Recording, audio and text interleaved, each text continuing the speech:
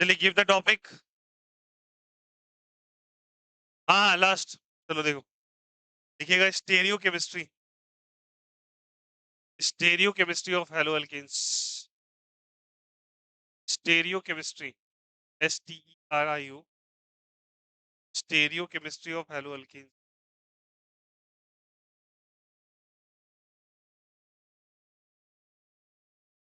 Stereo chemistry of halo alkanes.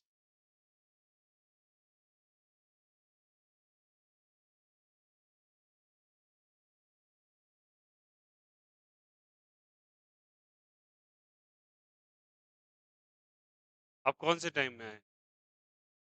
चले जाइए, आज छोड़ दीजिए, करवा लेंगे।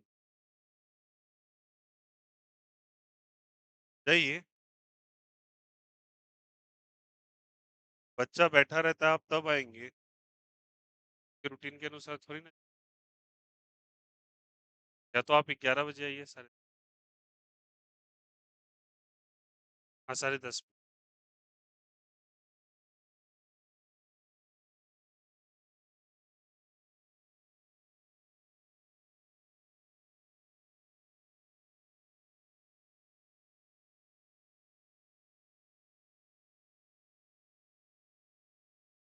नहीं, बिना टाइम गवाए। Stereochemistry of haloalkanes लिखा सबने क्या? स्टेरियो केमिस्ट्री ऑफ हेलो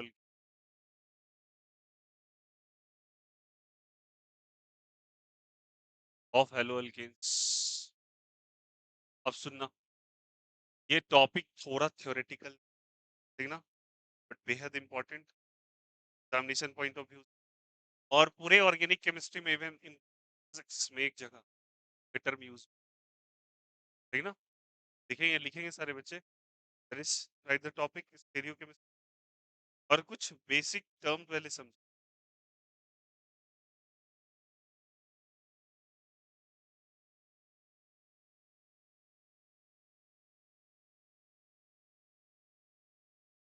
चलिए, कुछ बातें पहले समझें, ध्यान रखना।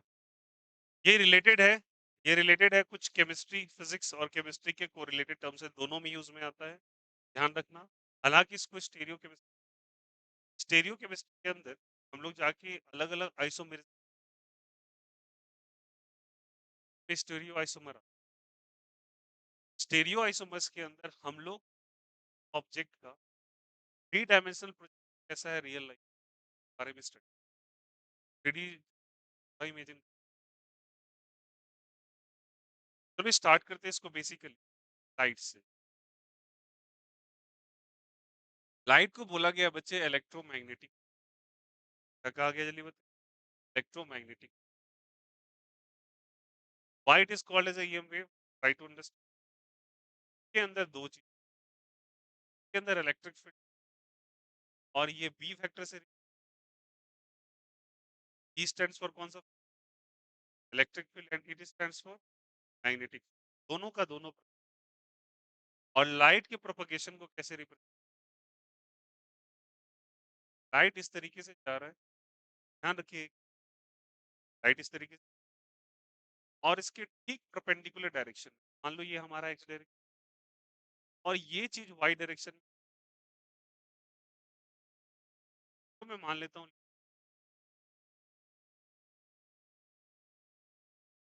और इसके ठीक परपेंडिकुलर डायरेक्शन में, देखिएगा, इसके ठीक परपेंडिकुलर डायरेक्शन में मैग्नेटिक फील्ड,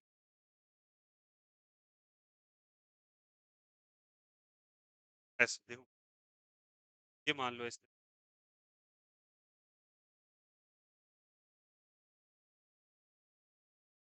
आया समझ में मैं क्या कह रहा हूँ? सुनो, दिस द एक्स एक्सिस, ये कौन सा एक्सिस? भाई कौन सा एक्सिस? लाइट रेज इस तरीके से। तो इलेक्ट्रिक फील्ड, ये क्या आपने ब्लू कलर का लाइन बनाया, ये रिप्रेजेंट कर रहा है मैग्नेटिक। कौन से फील्ड? मैग्नेटिक। कहा जाता है इलेक्ट्रिक फील्ड और मैग्नेटिक एक दूसरे के साथ, 90 डिग्री, 90 डिग्री, 90 डिग्री का एंगल बना, तो ये हमारा इलेक्ट्रिक फील्ड हो गया और ये कौन सा फील्ड हो गया? मैग्नेटिक। तो इलेक्ट्रिक फील्ड और मैग्नेटिक फील्ड एक दूसरे के साथ 90 डिग्री, और ये जो एक्स डायरेक्शन में जा रहा है, तो इसको हम कहते हैं direction of propagation, light wave. Light wave इस तरीके से, तो नॉर्मल एक रिप्रेजेंटेशन, ये सीधे जा रहा है, इलेक्ट्रिक फील्ड इस डायरेक्शन में, और मैग्नेटिक जेड डायरेक्शन में। कौन सी डायरेक्शन में? तो मैं क्या कह सकता हूँ, अगर मैं एक्स वाई जेड बना लूं, कौन सा एक्सिस? एक्स। ये कौन सा एक्सिस? हाँ, ये कौन सा एक्सिस? जेड। क्या ये डायरेक्शन ऑफ प्रोपगेशन है? ये कौन सा फील्ड है बोलो? Electric field. ये कौन सा फील्ड है? मैग्नेटिक। और हर कोई एक दूसरे के साथ कितने डिग्री के एंगल पे है, जल्दी बताओ? कितने डिग्री के एंगल पे? They are all perpendicular to each, कहते हैं दे आर ऑर्थो। क्या कहते हैं? दे आर ऑर्थो, सबके सब। अब मेरी बात को समझ, तो लाइट रेस को हम लोग रिप्रेजेंट कैसे करते हैं? अगर लाइट रेस को रिप्रेजेंट, तो हम जनरली उसको, ये लाइट रेस हमेशा एक दूसरे के साथ जो ये एंगल या इलेक्ट्रिक फील्ड और मैग्नेटिक फील्ड कर रहा है, और हर कोई एक दूसरे के 90 डिग्री, और ये 3D फिगर होता है। तो ऐसे करके हम लोगों ने बना दिया वह, जैसे बनाया, बनाने के बाद ये लाइट वेव को रिप्रेजेंट, एक एक चीज, तब ये वाला टॉपिक, और इसको जैसे पास कराने के साथ मैं एक इस क्रिस्टल से स्पेशली डिजाइन किया है, जल्दी बता, इसको हम लोग steroid, क्या कहते हैं, जल्दी बताइए। और मान के चलो axis of Sidhi Sidhi parallel lines बना, ठीक है ना? ये क्या है, जल्दी बताओ? Axis of what is Polaroid, चलिए समझाते थोड़ा एग्जाम्पल के तौर पे। सबसे इजी एग्जाम्पल आप लोगों ने ग्लासेस, कौन सा ग्लासेस? Sun glasses. कौन सा ग्लास, जल्दी बताओ? Sunglasses. सन ग्लासेस या गूगल है आप? सन ग्लासेस और गूगल क्या लगाता है एक्चुअली? आप लगाने के बाद वो अंधेरा, आपकी जो वो गाड़ियों में, सॉरी क्या नाम, गाड़ियों में जो शीशे लगे रहते हैं, क्या होता है, दरवाजे में ये तो सा जो आता है लाइट रेस, थोड़ा छन के आता है, ऐसे नहीं डायरेक्टली पोलराइट लगा रहता है। कि अगर कोई ड्राइवर चल रहा है और उसके सामने मान के चलो टर्न सेक्शन जा रहा है, सुबह जा रहा है, सनराइज एकदम डायरेक्टली उसके पे आएगा, ड्राइविंग में देखते हो सन एक गोला सा दिखाई गाड़ी के अंदर। अब जैसे हुआ, सर द एग्जाम्पल, इसके कारण लाइट रेस छन के आती है, तो ये लाइट वेव है।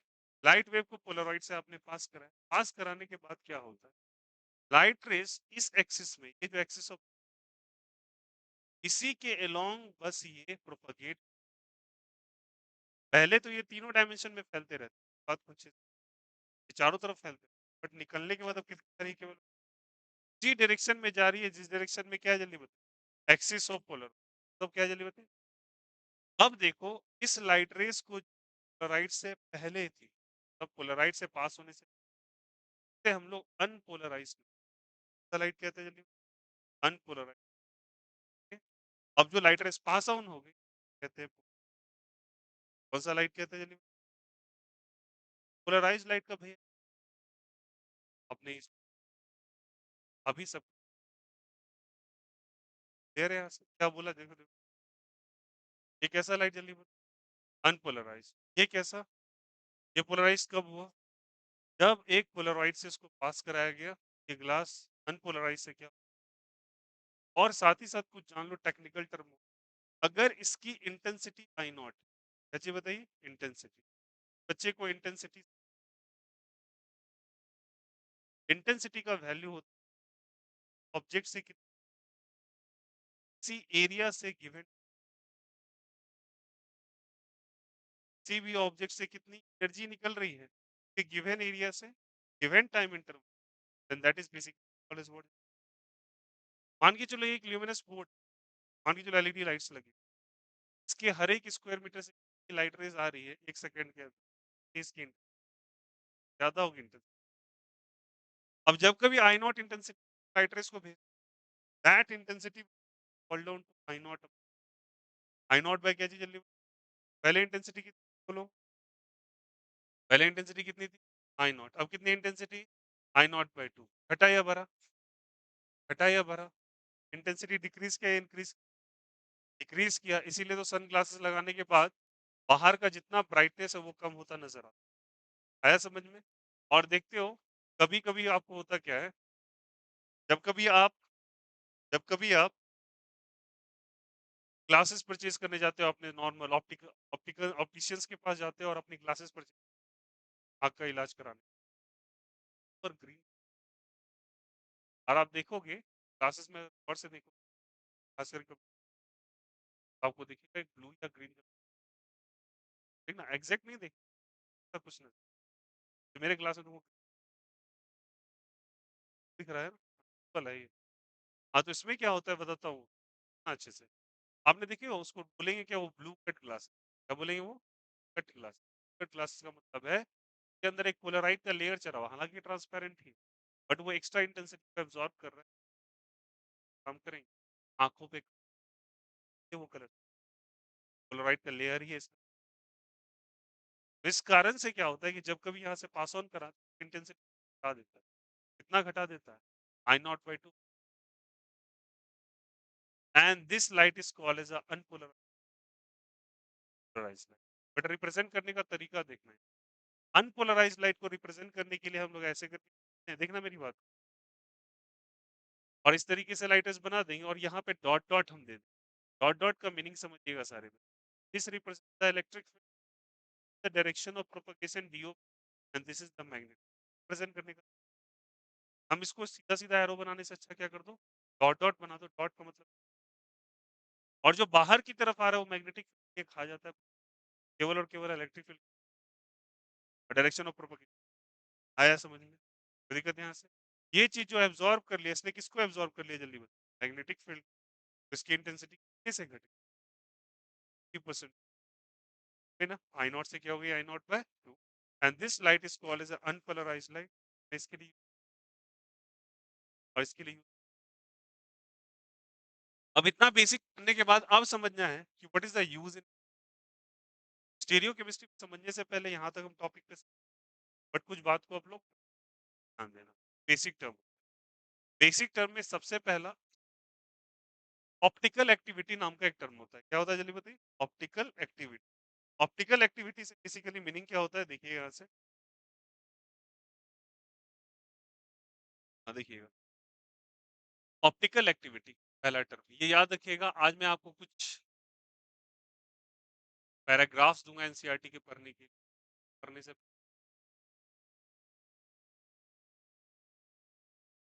सबसे पहले मैंने एक टर्म कहा पीपी क्या कहा जल्दी बताइए क्या बता सकता है पीएल का फुल अच्छा पीएल का फुल पोलराइज्ड लाइट साथ लगा दो प्लेन क्या लगा दो प्लेन कहते हैं प्लेन पोलराइज्ड लाइट एक एक चीज को समझिए कौन सा लाइट जल्दी बताइए प्लेन पोलराइज्ड लाइट अब बताओ पोलराइज्ड लाइट समझिए वो लाइट जो कि किससे पास हो गया है ऑलरेडी तो किससे पास हो गया है एक क्रिस्टल से पास हो गया है और उससे पास होने के बाद उसका डायरेक्शन कंस्ट्रक्ट कर दिया और उसकी इंटेंसिटी इंटेंसिटी घट गई है 50% एंड दैट इज बेसिकली कैसा लाइट जल रही थी प्लेन पोलर अब इसको प्लेन पोलराइज्ड लाइट जो होता है प्लेन पोलराइज्ड लाइट को हम ऑप्टिकली एक्टिव क्या कहते हैं इसको ऑप्टिकली एक्टिव ऑप्टिकली एक्टिव का अगर इसको किसी सॉल्यूशन पास करा सॉल्यूशन बता रहा हूँ पोलराइजर किसी सॉल्यूशन और पोलराइजर से देखो क्या है जहां पे तुम क्रिस्टल रखे हो केमिस्ट्री के अंदर तुम क्रिस्टल नहीं रखते किसी भी साल्ट का सॉल्यूशन लेते हो क्या लेते हो सॉल्यूशन उस सॉल्यूशन को जब कभी मिला के कंटेनर बना दे कंटेनर में ग्लास का कंटेनर है उसमें सॉल्यूशन बना के तुम वो सॉल्यूशन जो बना है वो पोलराइजर का या पोलरॉइड का काम है समझ में तुमने यहाँ ऑप्टिकली एक्टिव कौन से लाइट को लिया प्लेन पोलराइज लाइट अगर ऑप्टिकली एक्टिव है वो और सॉल्यूशन से पास किया जो कि पोलराइजर का काम कर रहा है। मतलब इसका तुमने ये यहाँ पे क्या लिया? क्रिस्टल, और क्रिस्टल की जगह तुमने यहाँ पे क्या ले लिया? सॉल्यूशन। मतलब एक जार होता है, जार के अंदर तुम्हें साल्ट को मिला के देना है, कौन से साल्ट को मिला के देना है बात करें। और जैसे इससे पास कराओगे तो ये दो तरह का रोटेशन, एक स्क्रीन कैसा रोटेशन, मान के चलो ये स्क्रीन, और स्क्रीन के ऊपर ऑब्जर्वेंस में तुमको नजर आया ये भाई साहब इस तरीके से लाइट रेज रोटेट, मतलब समझा, ये आपका स्क्रीन है, जल्दी बताइए। और इससे और इस स्क्रीन के ऊपर ये लाइट रेज इस तरीके से टर्न करी राइट साइड, मतलब क्लॉकवाइज, ठीक ना। क्लॉकवाइज जैसे टर्न कर गया, राइट साइड टर्न कर गया, ये लाइट रेज जैसे क्लॉकवाइज स्क्रीन है ये, और क्लॉकवाइज जैसे टर्न कर गया, याद रखना। क्लॉकवाइज टर्न करने के बाद इसे हम लोग कहते हैं डेक्स्ट्रो,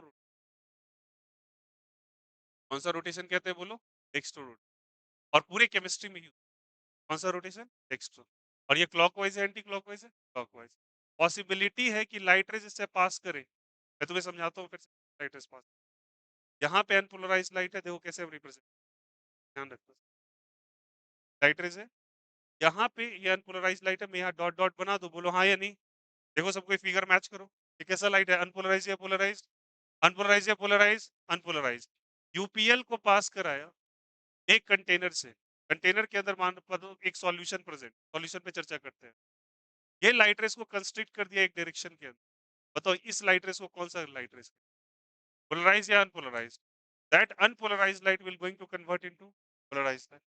फर्दर एक और सॉल्यूशन लेंगे तो ये पोलराइजर का काम कर रहा है, हाँ ये पोलराइजर का ये भी काम कर रहा है, ये भी काम कर रहा है, पर ध्यान रखना इस पोलराइजर को पोलराइजर कहते हैं, इसे भी पोलराइजर कहेंगे, हाँ पोलराइजर ही कहेंगे, बट इस पोलराइजर का एक नाम हो एनालाइजर। तो ये एक्चुअली पोलराइजर का, और ये बच्चे क्या कर रहे हैं? एनालाइजर का।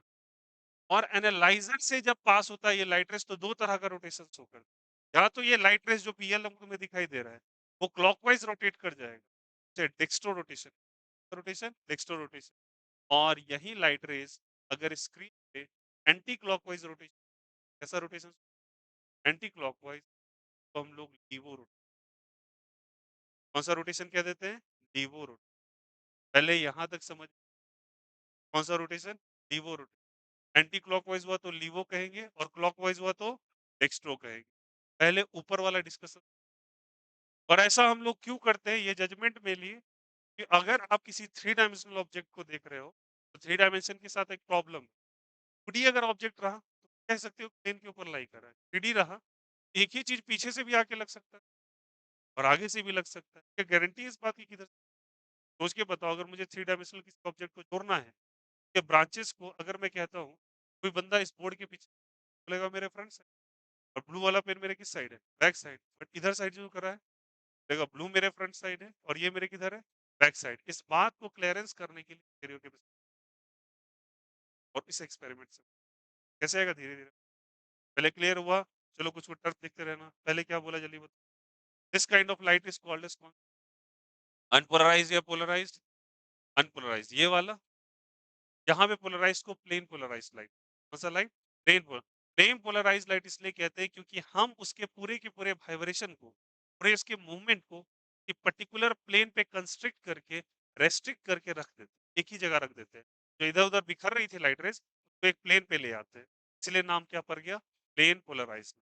अनपोलराइज लाइट को पोलराइजर से पास कराया तो बन गया पोलराइज लाइट, पोलराइज लाइट को पास कराया एनालाइज, दो तरह का रोटेशन, क्लॉकवाइज, अगर क्लॉकवाइज किया नेक्स्ट हो, एंटी क्लॉकवाइज क्या, ये बेसिक, कोई दिक्कत किसी को? या डेक्स्ट्रो या लीवो क्या आपको आगे चल के मिलेगा? हाँ। क्या ग्लूकॉन डी में कैपिटल डी देखा है आपने? ग्लूकॉन डी में कैपिटल डी देखा है? कैपिटल डी और स्मॉल डी में फर्क होता है, याद रखना। स्मॉल डी अभी डेक्स्ट्रो जो यूज करेंगे इसके लिए बहुत जगह तुमको ऐसे करके प्लस डी, और यहाँ पे मिलेगा माइनस, क्या मिलेगा जल्दी बताओ? कहीं भी नाम के आगे पीछे ऐसा लिखा मिल जाए, याद करो मैंने तुम्हें सिखाया था, टर्शियरी लिखा मिल जाए, सेकेंडरी लिखा मिल जाए, आइसो लिखा मिल जाए, बोलो नियो लिखा मिल जाए, इस तरीके से प्लस डी और एल भी लिखा। प्लस डी और एल क्यों लिखा? ये सॉल्ट सॉल्यूशन के पास कैपेबिलिटी है कि वो डेक्स्ट्रो, और अगर प्लस क्लॉकवाइज। इससे क्या होता है कंपाउंड, इज इट ओके? ये टर्म का इस्तेमाल। तो डेक्स्ट्रो और लीवो अनपोलराइज पोलराइज क्लियर हो गया। एक पोलराइजर जो पहली बार आया उसे पोलराइजर कहते हैं, उसी पोलराइजर को सेकंड टाइम यूटिलाइज किया तो क्या कहते हैं जल्दी बताइए? एनालाइजर। आई होप सो बातें क्लियर हो रही। अब इस बात को समझने के लिए कुछ और टर्म्स है, and that term is called as a chiral centre. कौन सा सेंटर जल्दी बताइए? Chiral centre. कायरल सेंटर कह लो, या फिर इसे हम लोग कायरल सेंटर कहते हैं, या फिर उसे असिमेट्रिक सेंटर, मेट्रिक सेंटर, और टर्म यूज किया गया है केमिस्ट्री, स्टेरियो सेंटर। कौन सा सेंटर? Stereo centre.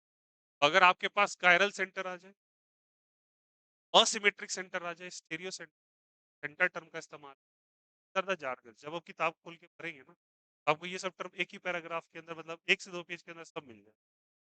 पहले तो समझ तो नहीं क्या क्या रहा है, अब तो आगे बढ़ पाएंगे। अब अगर इन तीनों में से कोई भी टर्म आ जाए, कायरल कब कहते हैं, असिमेट्रिक कब कहते हैं, स्टेरियो कब? कायरल हम तब कहते हैं जब कभी किसी कार्बन का कन्फिग्रेशन बताओ। अब हम लोगों ने थोड़ा सा कायरल के बारे में जान रखे, तो कार्बन का क्या होता है बताओ? टोटल वैलेंसी की 4 वैलेंसी होती है। क्या स्ट्रक्चर वो एग्जिस्ट करता है? ट्राइगोनल, लीनियर या टेट्राहेड्रल? Tetrahedral, very good. कैसा एग्जिस्ट करता है? टेट्राहेड्रल। टेट्राहेड्रल देखो एक्चुअली कैसा होता है, ध्यान रखना। मैंने ऑनलाइन डिस्कशन के दौरान कई बार ये बातें आपको बताई है। अगर आप एक बोल्ड लाइन बनाओगे तो तब क्या होता है? बैक साइड या फ्रंट? फ्रंट साइड क्या चीज को? बोल्ड लाइन को। और अगर मैं डैश लाइन बना दिया तो बैक साइड। और अगर दो सीधी सीधी लाइन से बना रहा हूँ, याद रखना ये रिप्रेजेंट कर रहा है, ये सीधी लाइन रिप्रेजेंट है, वो बच्चे प्लेन पे ही अप्लाई कर। एक्चुअली नीचे वाला जो ट्राइपॉइड स्टैंड की तरह, कैसे स्टैंड की तरह? ट्राइपॉइड स्टैंड। याद रखना ये वाला रिप्रेजेंट कर रहा है फ्रंट साइड को, क्या चीज वैल्यू थी? ये क्या चीज को रिप्रेजेंट कर रहा है? बैक साइड को। अब क्या भैया, मैं स्टेरियो केमिस्ट्री पढ़ रहा हूँ तो क्या मुझे ये रिप्रेजेंट करना, तो डैश और बोल्ड लाइन कहा जाता है, क्या ये रिप्रेजेंट करना जरूरी है? हाँ, ये रिप्रेजेंटेशन यहाँ पे इंपॉर्टेंट हो। क्वेश्चंस में क्या ये डायरेक्शंस बना के आते हैं? हाँ, एकदम गारंटीड। आपको डैश और बोल्ड लाइन के स्ट्रक्चर्स ही कई बार सवाल में आपको ये समझना पड़ेगा लग किधर से। अगर डैश लाइन बना के रखा है तो बैक साइड से लगा, फुट से लगा हुआ तो किधर लगा हुआ है? फ्रंट साइड से। और यहाँ पे दो लाइंस लगी हुई हैं, और ध्यान रखना सब इस तरीके से। और यहाँ पे मैंने बता दिया, अब यहाँ पे दो लाइंस जो कि प्लेन पे लाई तय करी। अब देखना, नीचे वाला एक्चुअली ट्राइपॉइड स्टैंड की तरह, स्टैंड की तरह होता है ट्राइपॉइड। तीन ऐसे पैर होते हैं, एक ऊपर चला जाता है। और यहाँ पे अगर मैं कह दूं ए बी, और यहाँ पे सॉरी एक्स वाई जेड, और यहाँ पे एक लेटर ले लिया पी, ले लिया यहाँ पे पी। सारे बच्चे देखना, एक्स वाई जेड और क्या चीज? स्टेरियो सेंटर या अकायरल सेंटर या स्टेरियो सेंटर या chiral centre. Chiral centre, asymmetric centre, या फिर स्टेरियो सेंटर का। जब किसी कार्बन से लगा हुआ चार ग्रुप पूरी तरीके से एक दूसरे से क्या हो जल्दी बताओ? सेंटर को कौन सेंटर कह देते हैं? Chiral centre. और ये बात तो सभी को पता है कि कार्बन के अंदर जो एंगल होता है, ये स्ट्रक्चर को क्या कहते हैं बोलो? स्ट्रक्चर को क्या कहते हैं बोलो? टेट्राहेड्रल। क्या कहते हैं इसको? Tetrahedral. Starting of the chapter में बताया था ना। और ये जो एंगल होता है कितने डिग्री? 109 डिग्री, और कौन सा मिनट? 28 मिनट। इतना ही एंगल क्यों होता है, ध्यान रखना। इस एंगल पे ऐसा क्यों होता है कि अगर आपसे कोई, why does 109 degree 28 minute is के बीच चार, सॉरी, कार्बन के साथ अगर जो चार लगे हुए हैं और वो टेट्राहेड्रल शेप में है, क्या इतना ही एंगल क्यों बना? इस दौरान इस पे लगने वाला एंगल क्या कम होता है? Angle strain. एंगल स्ट्रेन मतलब किसी भी एंगल पे लग रहा दबाव सबसे ज्यादा 109 डिग्री 28 मिनट से ऊपर नीचे अगर आप चले जाएंगे तो ये स्टेबल नहीं है। आया समझ में? सबसे ज्यादा रिलैक्सेशन कहाँ पे मिलता है? 109 डिग्री और कितना मिनट? 28 मिनट। तो पढ़ने के लिए बैठते हो, तुम्हारा भी एक एंगुलर स्ट्रेन, इस तरीके से तुम रिलैक्सेशन। कोई बच्चा कुर्सी पे बैठ के पढ़, जैसे नहीं बेड पे पढ़, आया समझ में? कोई बेड पीछे से लगा लेता है तकिया बाल पे, वहां पे, और आपका एंगुलर स्ट्रेन बदलता रहता है, कुर्सी से चले जाते हो बेड पे, बेड से फिर कुर्सी, टेबल पे पैर चढ़ा लिया। अरे बोलो हाँ या तो अलग-अलग एंगुलर स्ट्रेन आप क्यों लगाते हो? क्योंकि आप क्या हो जाए स्टेबल या अनस्टेबल? स्टेबल। तो इस भाई साहब की सबसे ज़्यादा स्टेबिलिटी यहाँ। अब आते हैं अपने टॉपिक पे सुनना कायरल सेंटर कब कहते हैं? जब किसी कार्बन के साथ सुनो यहाँ से, कार्बन के साथ कार्बन के साथ वो डिफरेंट ग्रुप हो या सेम ग्रुप? और कैसे ग्रुप हो जल्दी बताइए? डिफरेंट अगर ग्रुप्स लगे हुए हैं, तो कौन सेंटर कहते हैं जल्दी बताइए? कायरल सेंटर या chiral centre? Chiral centre. Chiral centre कह लो, असिमेट्रिक सेंटर कह लो या स्टीरियो सेंटर, सबका मीनिंग सेम होता है कि चारों डिफरेंट। इसका यहाँ पे यूज़ तो एक बात देखा गया है कि जो सब्सटेंस प्लेन पोलराइज्ड लाइट को रोटेट करने की कैपेसिटी रखता है, ये ज़्यादातर कंपाउंड के अंदर आपको कायरल सेंटर नज़र आता है, कायरल सेंटर और वो कंपाउंड असिमेट्रिक या फिर इसको है समझ में? तो क्या इम्पोर्टेंट एक कंडीशन है, इसके अंदर अगर वो प्लेन पोलराइज्ड लाइट को रोटेट कर पा रहा है, तो उसके अंदर आपको क्या देखने को कायरल सेंटर कायरल सेंटर आप कैसे लगा हुआ चारों ग्रुप जैसे कि मैं कार्बन के लिए मान लिया यहाँ पे लगा इथाइल, इधर लगा है मिथाइल, यहाँ लगा है हाइड्रोजन, तो ये कायरल क्या क्लियरली नजर आ गया? यहाँ पे 4 डिफरेंट ग्रुप है या सेम ग्रुप है? डिफरेंट ग्रुप ऊपर क्या लगा हुआ है? इथाइल, राइट साइड, नीचे यहाँ पे ड्यूटेरियम। ऑब्वियसली 4 डिफरेंट ग्रुप है। क्या कायरल सेंटर क्लेम कर सकते हैं? हाँ, ये कायरल सेंटर किताबों के अंदर सिंगल स्टार बना के लिख और सिंगल स्टार का मीनिंग तो कायरल सेंटर सब नोट डाउन करते चलिएगा हम लोग कौन-कौन सा पॉइंट पहले हम लोगों ने पढ़ा प्लेन पोलर फिर क्या पढ़ा अनपोलराइज्ड लाइट है या नहीं? फिर क्या पढ़ा जल्दी बताइए? ऑप्टिकल एक्टिविटी उसके अंदर 2 चीज पढ़ा क्या? एक्सट्रो रोटेशन और कौन सा रोटेशन? उसको प्लस या minus? Plus. Clockwise anti clockwise? Clockwise. क्या कौन सा रोटेशन? L rotation. ये माइनस या प्लस? माइनस। एंटी क्लॉकवाइज या क्लॉकवाइज? Anti clockwise. यहाँ तक कोई दिक्कत क्या हम लोगों ने कौन सेंटर पढ़ा जल्दी बताइए? कायरल सेंटर, असिमेट्रिक सेंटर या फिर कौन सेंटर जल्दी बताइए? Stereo centre. इसके अंदर कार्बन के साथ कितने ग्रुप लगे हुए हैं? डिफरेंट ग्रुप या सेम ग्रुप? 4 different group. कैसे ग्रुप लगे हुए हैं? Different different. और यही 4 डिफरेंट ग्रुप से कायरल बनाते हैं और कायरल कंपाउंड ही रिस्पॉन्सिबल है किसी चीज को रोटेट कराने के आगे चल कोई दिक्कत यहाँ से ऐसे हमको किसी साल्ट का सॉल्यूशन लेना पड़ता है जिसके अंदर 4 डिफरेंट से पानी में मिला के या किसी सॉल्यूशन में मिला के और सॉल्यूशन भी 2 प्रकार के आप लोग कौन-कौन से सॉल्यूशन यानी ऐसे पोलर प्रोटीन अरे बोलो हाँ या नहीं? और क्या पढ़ा था?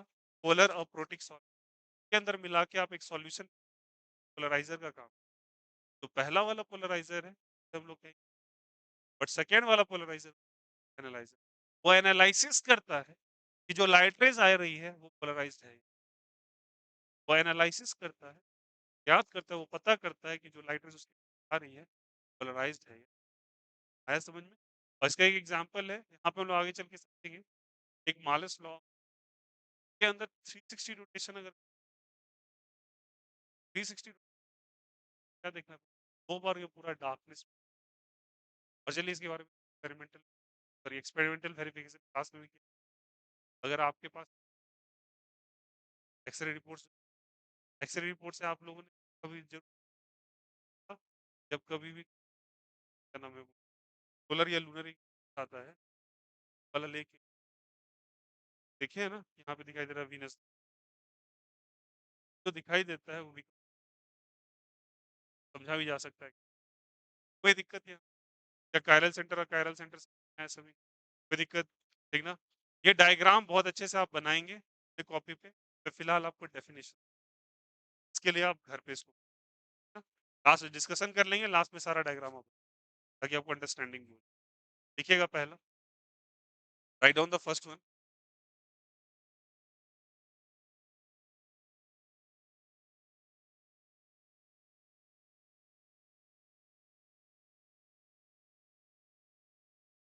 लिखिएगा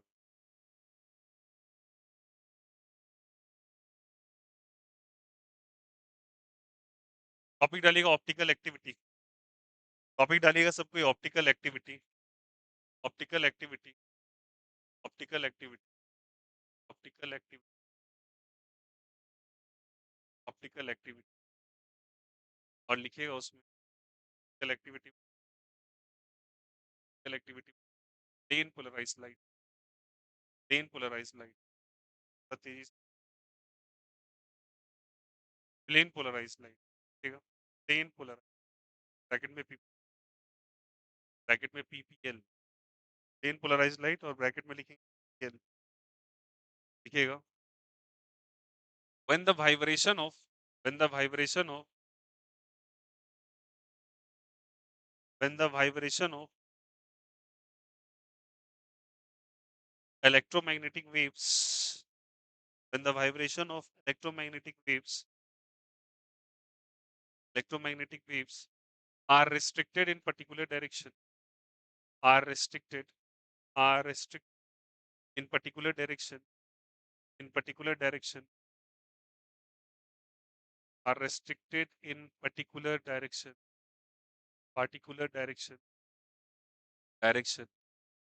after after after after passing through polarizer, after passing through polarizer to polarizer is called as PP in polarizer. When paragraph change कर,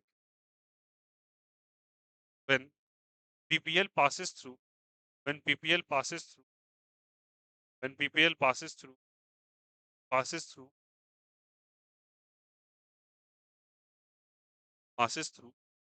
passes through analyzer, when PPL passes through analyzer, analyzer, passes through analyzer, it suffers, it suffers types of rotation, types of rotation, it suffers two types of rotation, it suffers two types of rotation. पहला लिखिएगा, A B कर दो, पहला लिखिएगा ए लिखिएगा dextro rotation, dextro rotation, dextro rotation, और bracket में लिखिएगा plus D rotation, plus small D capital D, plus small D rotation, लिखा, प्लस स्मॉल डी रोटेशन, लिखा सबने। और इसको कौन सा होता है, क्लॉकवाइज एंटी क्लॉकवाइज, एरो लगा के लिखिए क्लॉकवाइज, एरो लगा के लिखिए क्लॉकवाइज रोटेशन।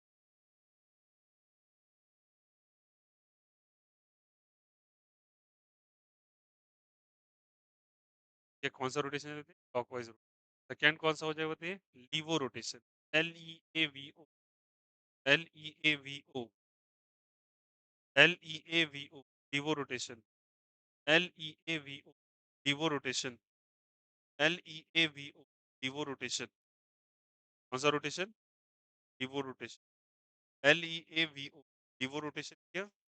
और इसके लिए लिखिएगा, इसके लिए क्या लिखिएगा, माइनस या plus, minus L rotation, minus L rotation, arrow लगा के बताओ क्लॉकवाइज या anti clockwise, clock anti clockwise, ऐसा rotation, anti clock,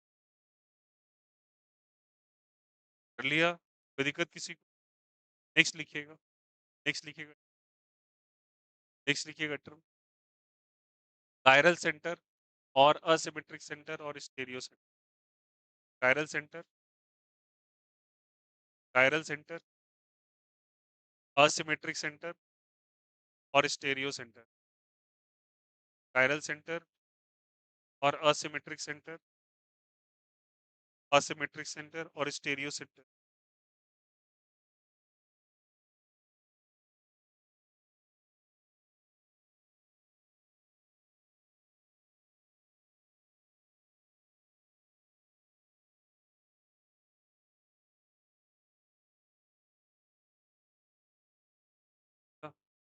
asymmetric centre और कौन centre, stereo centre.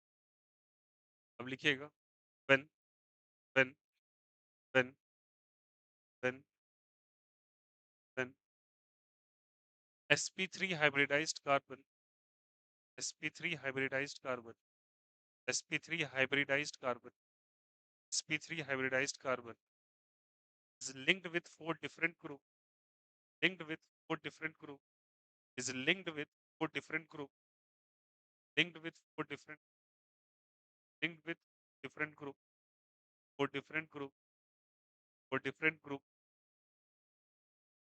four different said to be, said to be concentrated.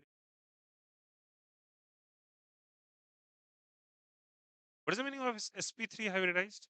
उसके पास कितने bonds होने चाहिए? और सिग्मा बॉन्ड्स होने चाहिए तभी वो क्या कहलाए, जल्दी बताइए? sp3 hybridised. चलिए लिखिएगा उसके बाद। यहाँ तक कोई दिक्कत किसी को? यहाँ तक कोई दिक्कत किसी को? बोलो यार, आया सबको समझ में? लिखिएगा, क्वेश्चन बना के लिखिएगा। When molecules are said to be optical, आपसे पूछ, व्हेन मॉलिक्यूल्स और कंपाउंड, और कंपाउंड भी कर लो, are said to be optically active, when molecules और compound are said to be optically, optically, कब हम किसी कंपाउंड को ऑप्टिकली, आंसर लिखिएगा क्या होगा, आंसर लिखिएगा, ऑप्टिकली एक्टिव, एक्टिव ACTIV, लिखा आंसर, लिखिएगा। देखो रीजन समझना, किसी कंपाउंड को ऑप्टिकली एक्टिव तभी कहा जा सकता है जब उसके पास, सुनना अच्छे से, पहला तो कायरल सेंटर होना, कायरल सेंटर, कायरल सेंटर होना चाहिए, और सेकेंड वन के पास जो इमेज बनना चाहिए वो नॉन सुपर इम्पोजेबल या असिमेट्रिक वो हो। What is the meaning of non super imposable? ये पहले समझ में आया सभी को? ये पूरा सिनेरियो समझ में आया? लास्ट में प्लीज इसको कॉपी कर लेंगे, कॉपी में इसको लास्ट में कॉपी डिस्कशन तब कर दो, सॉरी फोटो क्लिक कर लीजिए, इसका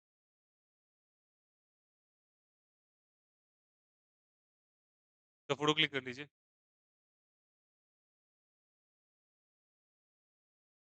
इसी कंपाउंड को ऑप्टिकली एक्टिव कब कहेंगे, के बारे में समझना। सबसे पहला कंडीशन क्या होना, क्या सेंटर होना चाहिए, कायरल सेंटर। सेकेंड क्या होना चाहिए, उसका अगर मिरर इमेज देखा जाए, क्या देखा जाए, मिरर इमेज, कभी भी उसका मिरर इमेज तो ऑब्जेक्ट के साथ कोइंसाइड नहीं कर। मैं समझाता हूँ, पहले क्लियर है? हो गया फोटो क्लिक? हो गया? अब देख, लिखिएगा, देखिए इसका आंसर लिख लो, पहले समझाता हूँ, लिखिएगा। व्हेन, पहला condition, condition number one, condition number one लिखे, पहला पॉइंट वाइज लिख लो, बेहतर रहेगा। It has chiral centre, it has कौन सेंटर, जल्दी बताइए?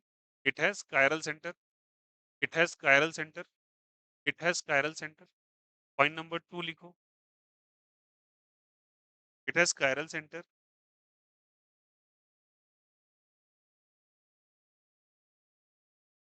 It has chiral centre. Second लिखेगा, it has non superimposable mirror image. पहले लिखेंगे इट हैज कौन सेंटर, जल्दी बताइए? Chiral centre. और सेकेंड लिखेंगे it has non super imposable, non super impose, बहुत सिंपल टर्म है। It has non superimposable mirror, non super imposable कौन सा इमेज, मिरर इमेज। चलिए पहला कौन सेंटर होना चाहिए, पैरल सेंटर होना, सेकेंड वन क्या होना चाहिए, चलिए non super impose.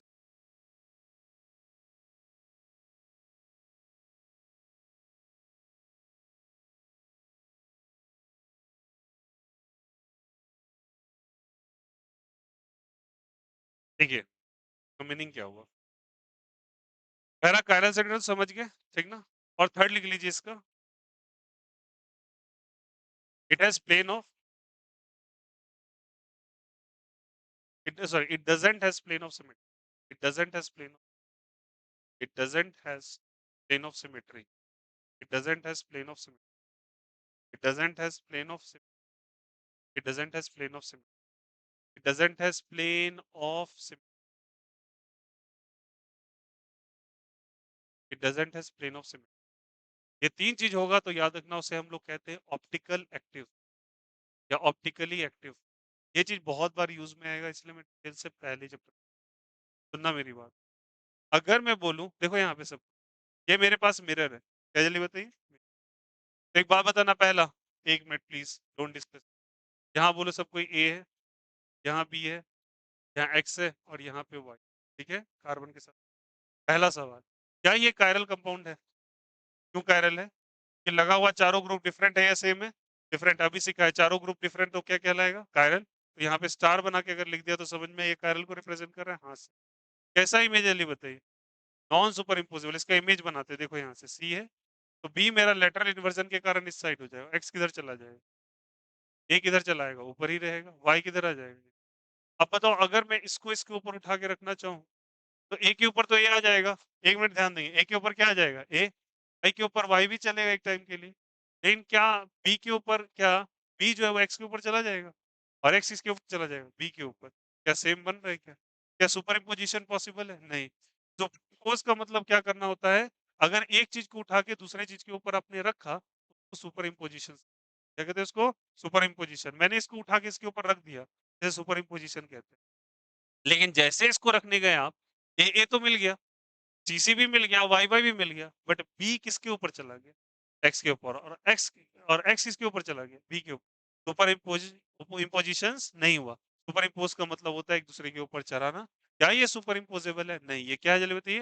Non super imposable इसलिए इसको नॉन सुपर ठीक है तीसरी बात एक आ गया क्या ये सिमेट्रिक है चलिए सिमेट्रिक समझाता हूँ मैंने बनाया सी मैंने लिखा ए फिर क्या लिखा बताओ बी फिर क्या लिखा वाई और क्या लिखा एक्स मुझे सिमेट्रिसिटी बनानी है अगर मैं सिमेट्रिकली इसको डिस्ट्रीब्यूट करना चाहूँ मेरा मन है कहीं से भी तुम प्लेन ऑफ सिमेट्री उसे कहते हैं इधर से तुम इसको इक्वल हाफ्स में कट करो मान के चलो तुम्हारे पास एक स्लाइस ऑफ केक है जो राउंड शेप का है तो सिमेट्रिकली डिस्ट्रीब्यूट क्या करोगे इसको हम लोग कहते हैं जहां से आप बीचों बीच कट कर रहे हो उसको कहते हैं पीओएस क्या कहते हैं इसको पीओएस और इसे कहलाते हैं plane of symmetry plane of क्या कहते हैं जल्दी बताइए सिमेट्री और याद रखना प्लेन ऑफ सिमेट्री जैसे तुमने ड्रॉ किया तो क्या प्लेन ऑफ सिमेट्री यहाँ पे कर रहा है क्या ये प्लेन ऑफ सिमेट्री है क्या गौर से देखो तो इसके ऊपर क्या लगा हुआ ए इधर क्या लगा हुआ एक्स इधर इधर सेम तो नहीं है ना सिमेट्री तब होता है जब दोनों साइड इक्वल हो या इक्वल हो इक्वल सिमेट्री का मतलब होता है सेम क्या प्लेन ऑफ सिमेट्री यहाँ पे अलाई कर रही है क्या यहाँ पे प्लेन ऑफ सिमेट्री लाई नहीं कर रही है तो क्या क्या क्या कंडीशन है क्या बोला प्लेन ऑफ सिमेट्री होना चाहिए नहीं होना चाहिए बोलो यहाँ पे नहीं होना चाहिए तो सही है प्लेन ऑफ सिमेट्री नहीं है क्या कायरल सेंटर है हाँ है क्या सुपर इम्पोजेबल है नहीं सुपर इम्पोजेबल अगर तीनों कंडीशन को फॉलो कर रहा है तो क्या कहेंगे उसको ऑप्टिकली एक्ट आया समझ में तो ऑप्टिकली एक्टिव समझाने का मतलब समझ में आया सभी को कोई दिक्कत किसी को आया समझ में ये चीज क्लियर है यहाँ से एक काम करो ये दोनों डायग्राम ड्रॉ ये दोनों डायग्राम ड्रॉ कर लो जल्दी से करो ये दोनों डायग्राम ड्रॉ कर लो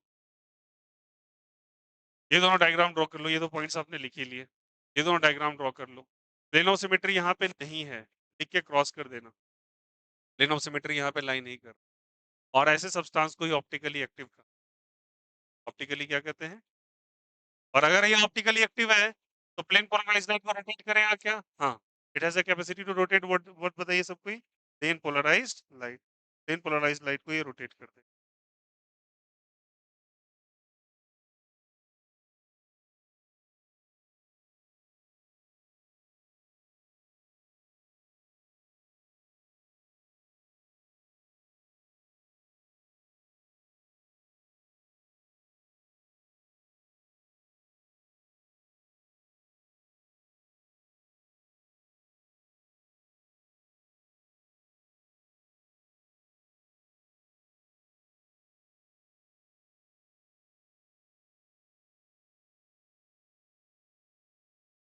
क्या हो गया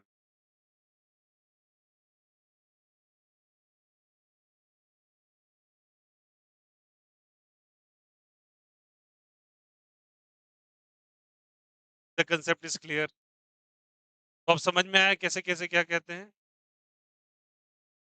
तो पहला क्या होना चाहिए सब्सटेंस को अगर रोटेट कराना है तो उसको ऑप्टिकली एक्टिव होना पड़ेगा और ऑप्टिकली एक्टिव है तो उसके अंदर कैपेसिटी के दो तरह का रोटेशन शो कर सकता है एक्सट्रो और कौन सा लिवो और अगर अगर कह लूं कि ऑप्टिकली इनएक्टिव है तो क्या कहेंगे ऑप्टिकली इनएक्टिव है तो इन तीनों में से अगर एक भी प्रॉपर्टी के अगेंस्ट चला गया खत्म बात और अगेंस्ट चला गया तो वो रोटेशन शो कर पाएगा क्या?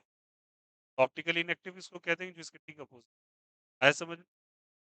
अब हम लोग बात करते हैं इसको क्या कहते हैं? सुनो 1 मिनट। यहाँ तक क्लियर है सब कोई? अब एक बात ध्यान रखना। तो बताओ ये रोटेशन शो करता है या नहीं करता है? हाँ, रोटेशन शो करेगा। ये क्या है ऑप्टिकली एक्टिव या इनएक्टिव? ऑप्टिकली इनएक्टिव या एक्टिव? एक्टिव। अब बताओ इसको कैसे करेंगे? मैंने तुमको बोला एक दफ़्ता में सॉल्यूशन लेना है। अरे बोलो हाँ या नहीं, ये रोटेशन शो कर सकता है। एक कंटेनर में सॉल्वेंट लेना है, उसके अंदर साल्ट मिलाना, मान के चलो कोई कंपाउंड है। इसका कोई साल्ट है, साल्ट को मिला दिया। इसके पास कैपेसिटी है लाइट रेज़ को रोटेट कर दे। अब मेरी बात को अच्छे से समझिएगा। यहाँ पे तुमने एक मिरर बनाया और मिरर के साथ यहाँ कार्बन लिया। देखो ध्यान रखना सब। इधर लगा है इथाइल, ये लगा है मिथाइल, यहाँ पे लगा है हाइड्रोजन और यहाँ मान के चलो प्रोपाइल लगा हुआ है, ठीक है? अब यहाँ पे हम लोग बात करेंगे, बातें मत करो प्लीज़, इट्स अ रिक्वेस्ट। कभी-कभी ना बार-बार एक चीज़ को नहीं बोलना पड़ता। हम लोग का हद होता है, एक तमीज़ नाम का चीज़ होता है। मैं रोज़-रोज़ इग्नोर करता हूँ, इसका मतलब आप लोग करते रहेंगे वो चीज़। किसी दिन बुरे तरीके से कुछ बहुत बुरा बोल दूँगा, तो तकलीफ हो जाएगी फिर। प्लीज़ उस फ़ेज़ में मत आने दो। आपको मैं कई बार पहले भी समझा चुका हूँ, मैं आप लोग को इग्नोर कर देता हूँ। मैं आप लोग कंटीन्यूअस वो करना बातें। पता नहीं ऐसी कौन-सी बात रही थी जो यहीं पे देखो, इसी के साथ यहाँ पे 4 डिफरेंट सेंटर्स लगे हुए हैं। अब बताओ क्या ये सुपर इम्पोज़ बोलो ये सुपर इम्पोज़ कर सकते हैं? पहले बताओ ये कायरल है या नहीं? क्या सुपर इम्पोज़िशन पॉसिबल? नहीं। बताओ यहाँ पे कभी सुपर इम्पोज़ नहीं कर सकते। दूसरी बात प्लेन ऑफ सिमेट्री भी ड्रॉ नहीं हो सकता। तो याद रखना, इसमें अगर तुम देखोगे तो इनके लिए एक स्पेशल नेम डिज़ाइन किया गया। इसके पास मैंने बोला ना ये ऑप्टिकली एक्टिव है। अगर ये ऑप्टिकली एक्टिव है तो इसके पास कैपेसिटी है लाइट रेज़ को रोटेट कर दे। तो मान लो पहले वाले के पास ऐसा मैंने माना है, ये ज़रूरी नहीं है। ऐसा मान लिया कि मैंने ये डेक्स्ट्रो रोटेशन करा। कैसा रोटेशन करा है? डेक्स्ट्रो। डेक्स्ट्रो मतलब क्लॉकवाइज़ या anti clockwise? Clockwise. Plus D या माइनस डी? Plus D. और ये वाला कैसा रोटेशन शो कर रहा है? लीवो रोटेशन। माइनस या प्लस? तो ये माइनस एल शो कर रहा है, ये कैसा शो कर रहा है? Plus D. तो ये प्लस डी रोटेशन शो कर रहा है, ये कैसा शो कर रहा है? Minus L rotation. याद रखिएगा ये क्लॉकवाइज़ या anti clockwise? Clockwise anti clockwise? Clockwise. ये वाला एंटी क्लॉकवाइज़। तो एक याद रखना इनमें से एक सुनना। अब बोलोगे तुम दोनों तो सेम ही है, मिरर इमेज आपने बना दिया। बट वही तो यहाँ पे इंपॉर्टेंट है। स्टीरियो केमिस्ट्री के अंदर यही तो आप पढ़ते हैं कि अगर किसी भी कंपाउंड का पूरा मॉलिक्यूलर फॉर्मूला सेम हो, इवन कि उनकी पूरी फिजिकल प्रॉपर्टी सेम होनी, इसका मेल्टिंग पॉइंट, बॉइलिंग पॉइंट, इसका रिफ्रैक्टिव इंडेक्स सब कुछ सेम होगा। बट केवल और केवल एक चीज में डिफरेंट है कि सब्सटेंस मतलब इनके अंदर जो प्रोजेक्शंस है या फिर इनके अंदर लगा हुआ ग्रुप वो अलग-अलग डायरेक्शन। मतलब ये कि मान लो इसमें इथाइल आगे की तरफ और पीआर पीछे की, इसमें इथाइल पीछे चला गया और पीआर की तरफ आया समझ में? बस एक चीज का डिफरेंस। तो बताओ इनकी फिजिकल प्रॉपर्टी में कोई डिफरेंस आएगी क्या? फिजिकली कुछ डिफरेंस नजर आ रहा है? नहीं। इनकी फिजिकल प्रॉपर्टी सेम या डिफरेंट? फिजिकल प्रॉपर्टी क्या होगी जल्दी बताइए? सेम। फिजिकल प्रॉपर्टी बोले तो इनका मेल्टिंग पॉइंट, बॉइलिंग पॉइंट जो भी है टेम्परेचर सॉरी इसका इसका तो डिसॉल्व इसका डिसोल्यूशन कैपेसिटी या कुछ भी इसका ले लो, वो सबका सब सेम या डिफरेंट? सेम होगा। तो इसकी सारी फिजिकल प्रॉपर्टी सेम होगी, बट इनके पास डायरेक्शन ऑफ रोटेशन डिफरेंट होगा या सेम होगा? डिफरेंट। और ऐसे को बच्चे हम इनैंशियोमर्स क्या कहते थे बोलो यहाँ से? इनैंशियोमर। तो एक ऐसा ऑप्टिकली एक्टिव कंपाउंड का पेयर जो कि नॉन सुपर इम्पोजेबल, इनकी फिजिकल प्रॉपर्टी तो सेम है बट वे ऑफ रोटेशन क्या है? डिफरेंट। उन्हें आपस में एक रिलेशन से इनैंशियो समझ में आया यहाँ पे? देखेंगे टॉपिक इनैंशियोमर्स, देखेंगे टॉपिक इनैंशियोमर, देखेंगे इनैंशियोमर्स, दिखेगा enantiomer, say the spelling N enantiomer, DIOMER enantiomers और लिखिएगा definition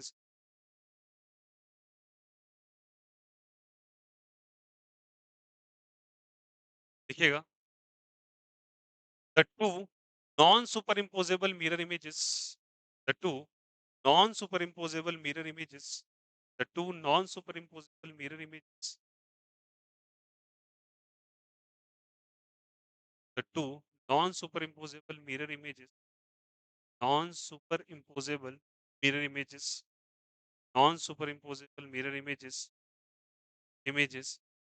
of an optically active compound, of an optically active compound, of an optically active compound, of an optically active optically active compound,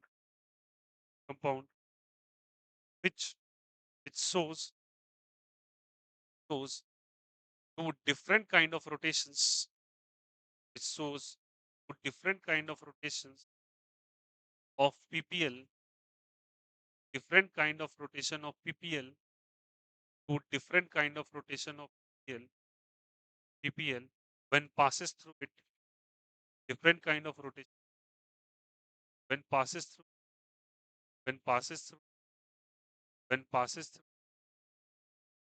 through is called as enantiomers, called as called as enantiomers, called as enantiomers. समझ में आया? तो इसमें से जो एक right side rotation हो dextro rotation, तो इसे हम लोग कह देते हैं डेक्स्ट्रो रोटेटरी। क्या कह देते हैं इसको? Dextro rotatory.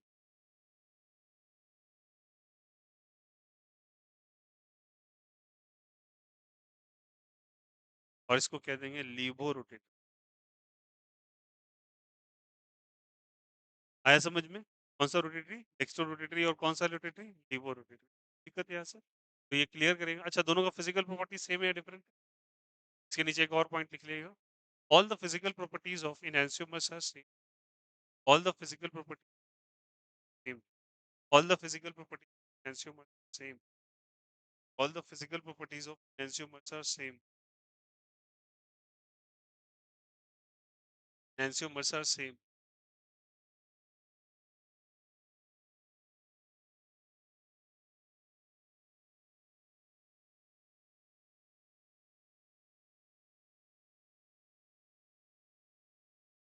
कह रहे हैं यहाँ से इनको आपस में क्या कहा जाता है? क्या कहते हैं इसको? enantiomer। ना मेरी बात, मैंने यहाँ पे बताओ इसके पास कैसा कैपेसिटी? क्लॉकवाइज के पास। तो ये समझ में ना, एक को डेक्स्ट्रो रोटेटरी कहेंगे, कौन सा रोटेटरी? लीवो रोटेटरी।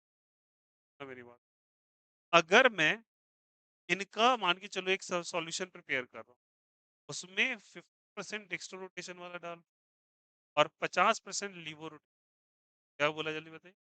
50% डेक्स्ट्रो और 50% लीवो डाला और एक सॉल्यूशन।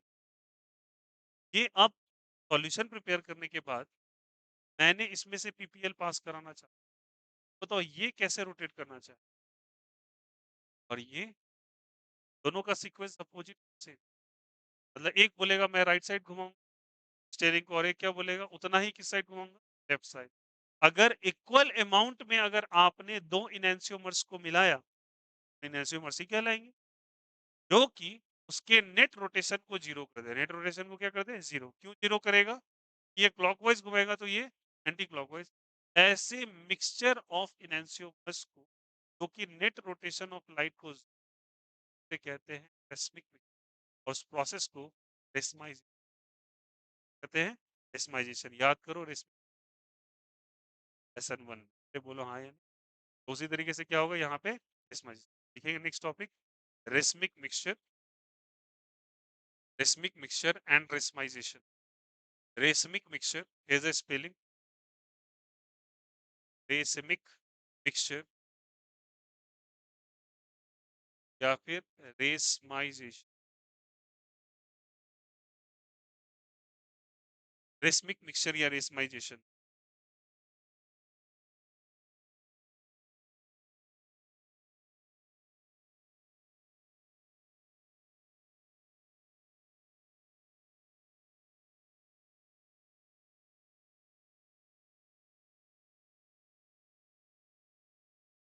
हाँ, लिखेगा।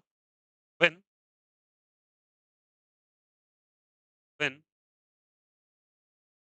equal amount of equal amount of when equal amount of plus D and minus L plus D and minus L when equal amount of plus D and minus L plus D and minus L are mixed with each are mixed with are mixed with are mixed with are mixed with so that so that so that the net rotation of PL so that the net rotation so that the net rotation of PPL becomes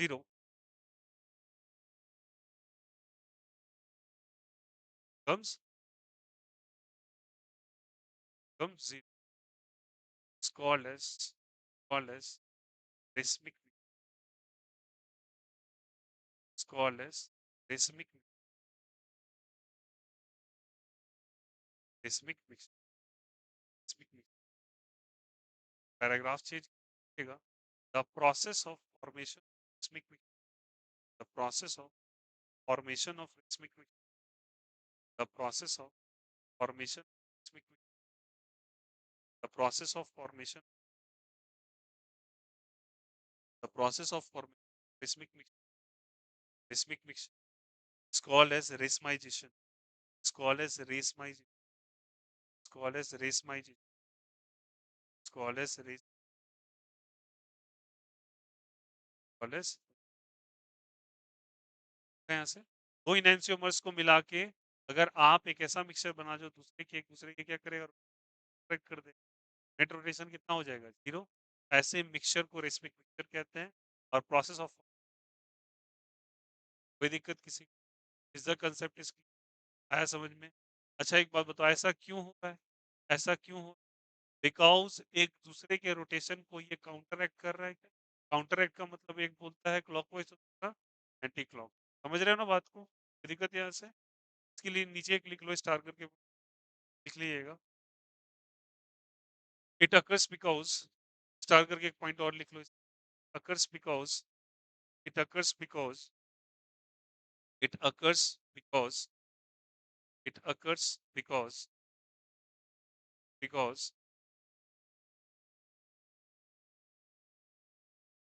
both both components of mixture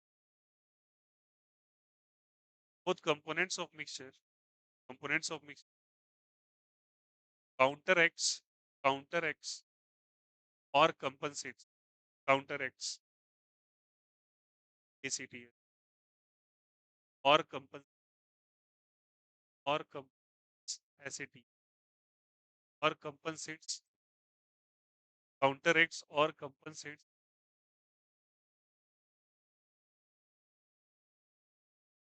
counteracts or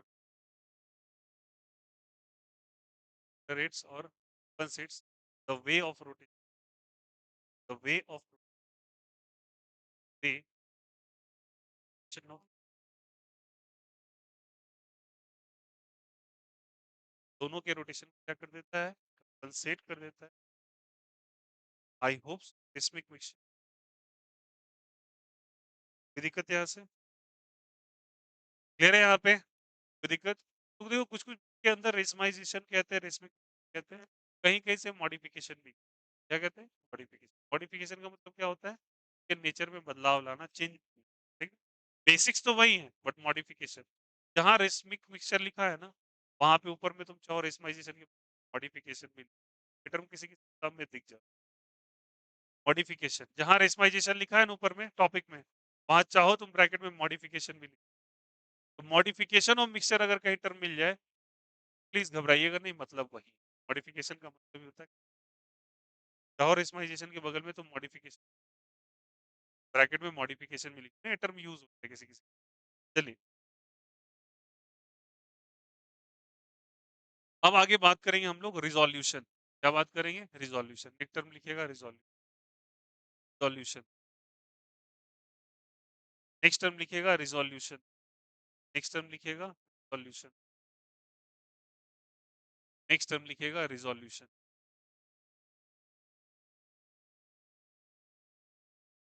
resolution. और लिखेगा resolution क्या होता है। सारे बच्चे ध्यान देंगे। यहाँ तक डेस्क्टो लिवो में कोई दिक्कत किसी को नहीं। रेसमिक मिक्सचर समझ में आया, रेसमाइजेशन समझ में आया। एक राइट साइड रोटेट करेगा और कौन सा साइड लेफ्ट साइड रोटेट करेगा।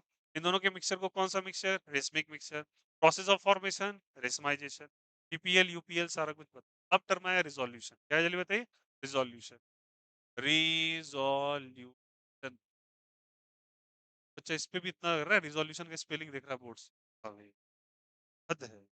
ये सी से हो, है वो भी हिंदी इंग्लिश मीडियम। रिजोल्यूशन का स्पेलिंग देख रहे हैं। चलिए देखिए यहाँ से। रिजोल्यूशन का मतलब क्या होता है, टर्म रिजोल्व करना। रिजोल्व कैसे करना? अगर किसी कंटेनर के अंदर डेक्स्ट्रो एंड लीवो रोटेशन दोनों प्रेजेंट है, समझ में आया? मतलब एक इनएंशियोमर है। अगर मैं किसी भी मेथड से इन दोनों को सेपरेट कर दूं, क्या कर दूं, सेपरेट। प्लस डी को अलग कर दूं, माइनस एल को अलग। The process of separation of dextro and लीवो rotation. आया समझ में? अब देखो ये टर्म का इस्तेमाल किया जाएगा आपको बुक्स। अब तो वहां नहीं समझेगा रिजोल्यूशन क्या लिख दिया अभी। समझ रहे हैं? आपको मीनिंग भी समझा रिजोल्यूशन, आपने सोचा कैमरा के अंदर देखा। यहाँ पे क्या है, process of separation of dextro and laevo resolution. ठीक है, the method of separation of dextro plus D and minus L. The method of, the process लिखा है, the method of separation of, the method of separation of plus D and minus L, plus D and minus L from enantiomer. From where जल्दी बताइए, enantiomer. The process of separation of plus D and what जल्दी बताइए, minus L from where जल्दी बताइए, इनएंशियोमर्स। From where जल्दी बताइए, enantiomers are called is called as what, called as what जल्दी बताइए, solution. Called as, called as resolve, called as resolution, called as solution. क्या सभी को ये बातें समझ में? अब सवाल यहाँ तक तो कोई दिक्कत।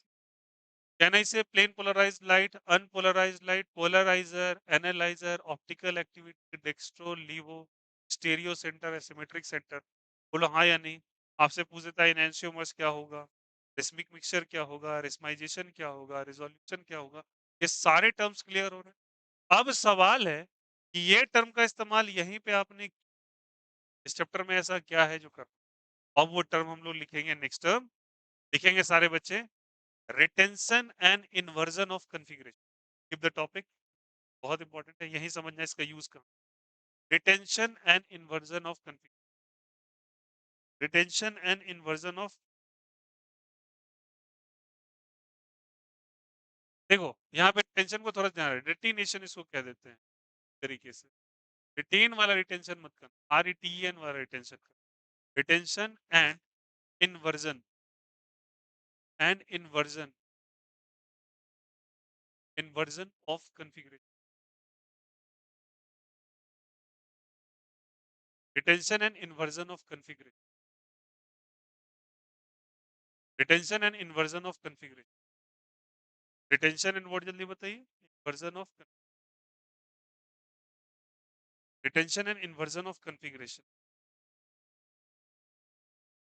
ठीक है, retention and inversion of configuration. देखो ये टर्म रिटेंशन है। अब रिटेंशन का मतलब क्या होता है?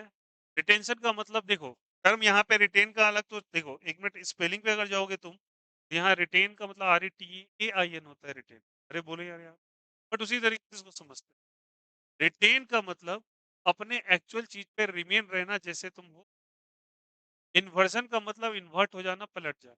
जैसे कि समझो, हम लोगों ने अभी कौन सा रिएक्शन पढ़ा था बताओ कुछ दिन पहले, क्या नहीं से SN1 एंड SN। तो मैं समझना मेरी बात, अगर ये कायरल सेंटर है, यहाँ पे A है, यहाँ B, यहाँ C है, और यहाँ पे मान के चलो लगा है X, क्या लगा हुआ है। अगर मैं यहाँ पे एक सब्सटीट्यूशन रिएक्शन, ध्यान रखना कौन सा रिएक्शन का, सब्सटीट्यूशन। सब्सटीट्यूशन का क्या रूल होता है, किसी चीज को हटाओ और किसी चीज को लाओ। उसमें दो कैटेगरी थी, एक SN1 था और एक SN2 था। SN1 में क्या हो रहा था, SN1 में 3 degree, 2 degree, 1 degree, 3 degree carbocation बना था, स्टेबिलिटी हुआ था। बोलो यार यस और नो। और SN2 में ऐसा कुछ नहीं हुआ था।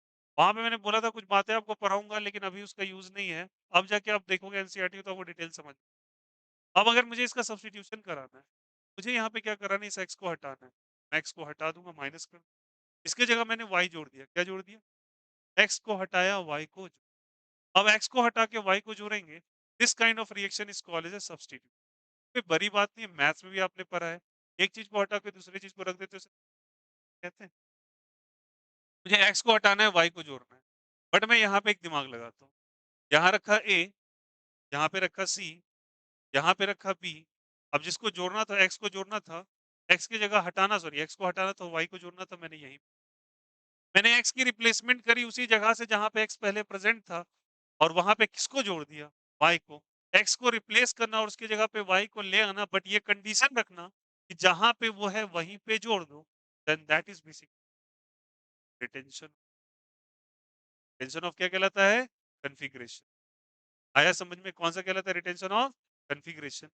और यहाँ पे अगर C है, यहाँ पे A है, यहाँ B है, यहाँ भी C लिया और यहाँ पे क्या ले लिया? X। और यहाँ पे मैंने जोड़ा माइनस एक्स कर रहा हूँ, प्लस वाई कर रहा हूँ। माइनस एक्स और क्या चीज? Plus Y. अब एक्स को हटाना है और वाई को जोड़ना है, बट एक्स को इस तरीके से हटाओ, उसके जगह वाई आए, बट वो पलटी मार के आए। यहाँ तुमने लिखा ए, यहाँ लिखा सी, अब पलटी मार दो, इसका क्या हो जाएगा? बी। और ये क्या आ जाएगा बताइए? वाई यहाँ पे आया। समझ में आया? वाई आया तो सही, बट वाई उसी जगह पे आया, बट वैसे नहीं आया। उसने क्या किया? पूरे कॉन्फ़िगरेशन को इन्वर्ट ऑर्डर में लगा दिया, उसने उल्टा कर दिया। और जो चीज अपने सब्स्टिट्यूशन से पहले किसी कंपाउंड की स्टीरियो केमिस्ट्री को बदल दे, स्टीरियो केमिस्ट्री का मतलब होता है कि अलग अलग पोजीशन पे अलग अलग चीज को जोड़ रहे। सिंपल बात है, देखो यहाँ पे मैं क्या कह रहा हूँ। स्टीरियो केमिस्ट्री में से मान के चलो इस क्लास का करना है, सारे बच्चे हैं, मैं कहता हूँ यहाँ पे सारे बच्चे का अटेंडेंस ले लिया जाए और बस मैं सीटिंग अरेंजमेंट बता के वहां चल जाता। क्या इस क्लास में टोटल बच्चे का नंबर या अटेंडेंस चेंज हुआ क्या? सबने अपने पोजीशंस बदले क्या? पोजीशन बदलने को ही क्या कह देते हैं? Stereo chemistry. तो यहाँ पे कुछ ज्यादा चेंजेस दोनों में, यहाँ भी वाई है, यहाँ भी वाई, यहाँ भी एबीसी है, यहाँ भी एबीसी। अरे बोलो हाँ या नहीं? बट पोजीशन तो बदल गया। ये वहीं पे लगा जहाँ पे ये था, ये वहां पे लगा, उसको पलटी मार के लगा। तो एक्स अगर राइट साइड तो ये किधर आ गया? Left side. तो इसे हम लोग कह देते हैं इन्वर्जन। क्या कहते हैं? बोलो यहाँ से। Inversion of configuration. अरे बोलो क्या, ये बताए ऐसे? Inversion of configuration. आया समझ में? जैसे रिटेंशन ऑफ कॉन्फ़िगरेशन कहते हैं, इसे इन्वर्जन ऑफ कॉन्फ़िगरेशन कहते हैं। अब सुनना, आपने रिएक्शन पढ़ा था SN1 और क्या चीज, जल्दी बताइए? SN2। SN1 और क्या चीज, जल्दी बताइए? SN2। SN1 और SN2 में बताने की बात बता देता हूं आपको। अगर ये दोनों को देखा जाए, ये दोनों को देखा जाए, यहाँ पे क्या लगा था? बी। तो SN1 बच्चे भैया रिटेंशन भी शो करता है और इन्वर्जन शो करता है, बट वहां पे मैं डिस्कस नहीं कर सकता। क्या बोला, जल्दी बताओ? SN1 क्या क्या शो कर सकता है? रिटेंशन और इन्वर्जन। अच्छा, कई बार मैंने आपको डिस्कशन में बताया भी है, और अगर सुने हो तो वेल एंड गुड, फिर से मैं रेकर कर। जहां कहीं कार्बोकटायन का फॉर्म C+, तो C+ आता है sp2 कॉन्फ़िगरेशन, और जहां कहीं भी sp2 कंपाउंड सिमेट्री है, वो प्लेनर हो जाए। sp2 कॉन्फ़िगरेशन पे ट्राइगोनल प्लेन लाइएगा।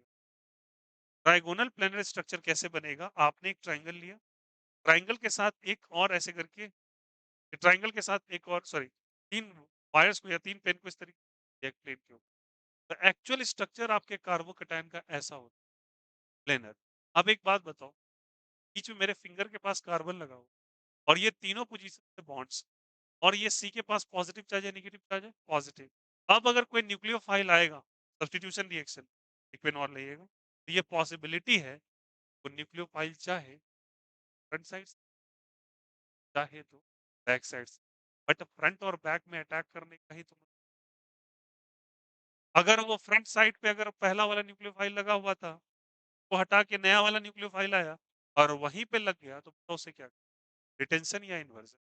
रिटेंशन। बट वो आगे से लगा हुआ था, लेकिन नया वाला न्यूक्लियोफाइल पीछे से लगा, तो इन्वर्जन। तो क्या इस वाले नए वाले न्यूक्लियोफाइल के पास दो प्रोबेबिलिटी है, वो आगे से भी आ सके और पीछे से भी आ सके। इसलिए SN1 के अंदर बनता है कार्बोकटायन, और चूंकि कार्बोकटायन एक प्लानर स्ट्रक्चर है, तो प्रोबेबिलिटी है फ्रंट साइड से भी न्यूक्लियोफाइल आ सकता है, बैक साइड से भी आ सकता है। इसलिए उसके पास कैपेसिटी है कि वो रिटेंशन भी और इन, ठीक है। बट अगर तुम SN2 के बारे में बात करोगे, तो SN2 कभी भी सामने से नहीं आएगा, पीछे से ही आएगा। क्यों आएगा? क्योंकि वो न्यूक्लियोफाइल और लगे हुए न्यूक्लियोफाइल के बीच क्या हो जाता है? तो हमेशा ये बैक साइड से आता है। इसलिए ऑन एंड ऑफ SN2 का प्रोडक्ट हमेशा क्या शो करे? इन्वर्जन ऑफ कन जबकि SN1 का क्या शो करे? Retention as well as inversion. अगर दोनों इक्वल अमाउंट में बना, दोनों इक्वल अमाउंट में बना, तो क्या मैं इक्वल अमाउंट को रेस्पेक्ट पिक्चर कह सकता हूँ? तो इक्वल अमाउंट में बनने वाला क्या रेसमाइजेशन? हाँ, और अगर अनइक्वल अमाउंट में बना तो हो सकता है वो डेक्स्ट्रो भी हो सके और क्या हो सके लीवो भी। अब समझ में आ रही है बात? अरे बोलो हाँ या नहीं? कोई दिक्कत किसी को? तो रिटेंशन और इन्वर्जन ऑफ कॉन्फ़िगरेशन में एक काम करेंगे सबसे फिगर बना लो। घर में कुछ चलिए लिखिएगा। Retention and inversion of configuration में ये दोनों फोटो बना लीजिए सारे बच्चे। और ये लिख लीजिएगा ऐसे करके दोनों में और मैं पॉइंट भी लिखा देता हूँ। ये SN1 दोनों शो करेगा और नीचे वाला केवल और केवल क्या शो करेगा? SN2। तो लिखिएगा। पहले बनाओ फोटो SN1 और SN2 तो रिटेंशन एंड होमवर्क किया था केमिस्ट्री का? बन गया था क्या? इजी इजी क्वेश्चंस होंगे यार। पुराने जितने पढ़े हुए वो 14 वाला बना था? 14 ही था ना? 8-9 क्वेश्चंस थे केमिकल रिएक्शन बना था? इजी इजी होगा सब पढ़ा हुआ था डार्जन्स वार्जन्स हो। इनकेस डिस्कस कर दूं। कल सुन लीजिएगा। कल मैं सारा क्वेश्चंस डिस्कस करूंगा फिजिक्स के अंदर पूरे चैप्टर का एक साथ। तो कल कोशिश कीजिएगा ना करें और कल मैं सुबह बता देता हूँ सुबह का रूटीन सुन लो। कल सुबह के रूटीन में आपका आज शाम के रूटीन में हाइड्रोडायनेमिक्स होगा बता दिया था और आपको 5:45 में लॉग इन करना है और 7 बजे क्लासेस ओवर। ठीक है और सुन और आपका सुबह वाले कल वाले क्योंकि कल है वेडनेसडे। वेडनेसडे को आपको बीच में आधे घंटे 20 मिनट गैप मिलेगा। 20 मिनट के गैप के बाद आपका सुबह केमिस्ट्री डिस्कस होगा जियो ऑफलाइन सेशंस। कल कल मैं फ्रंट टू फ्रंट जियो से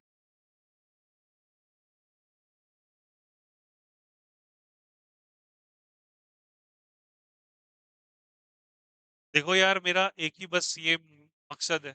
सही बात बता देता हूँ भैया आप लोग रिजल्ट फोड़ बोर्ड्स वोर्ड्स सब कर लेते बोर्ड्स कराना बिग डील नहीं है बोर्ड्स में ऐसे ही देख लूंगा पहले ही बोला।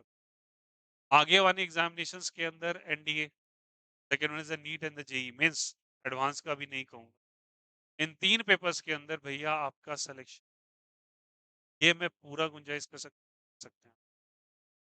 बस आपको कुछ नहीं करना है क्लासेस अटेंड करते रहने हैं होमवर्क टाइम टू टाइम करना है टॉपिक वाइज प्रैक्टिस एकदम नहीं छोड़।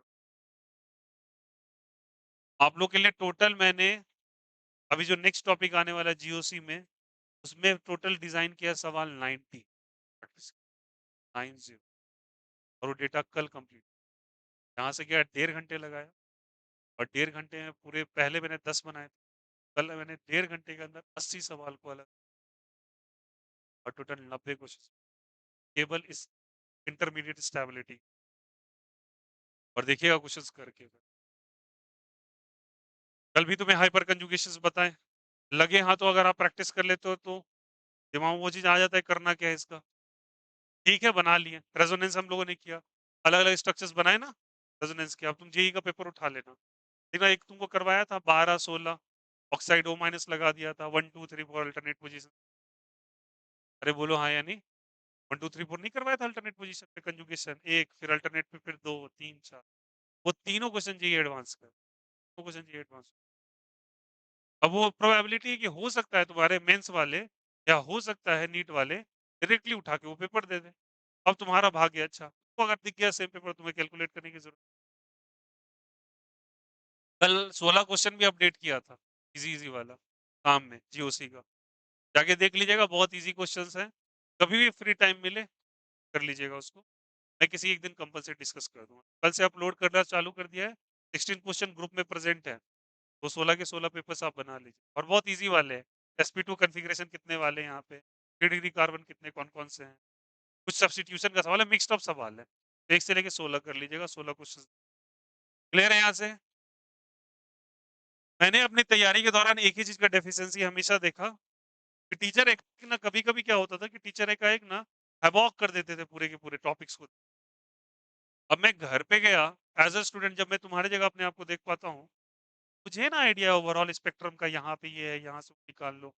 ये कहाँ पे आएगा मुझे पता है, चैप्टर नंबर लास्ट जाओगे ना, वहाँ पे एक फीचर प्रोजेक्शन होता है बायनो, वहाँ पे बायोमोलिक्यूल्स के, उसका बहुत यूज़ है। 1, 2, 3, 4 चारों चैप्टर में आएगा कहीं न कहीं, बार-बार स्टीरियोकेमिस्ट्री, वहाँ भी यूज़ में आएगा। अब ये मैं जान रहा हूँ, तुमने तो उस चैप्टर का सी भी नहीं देखा अभी फिलहाल के लिए। तुम्हें कैसे मैं कह दूँ कि भैया तुम्हें पता होगा क्या है, नहीं है?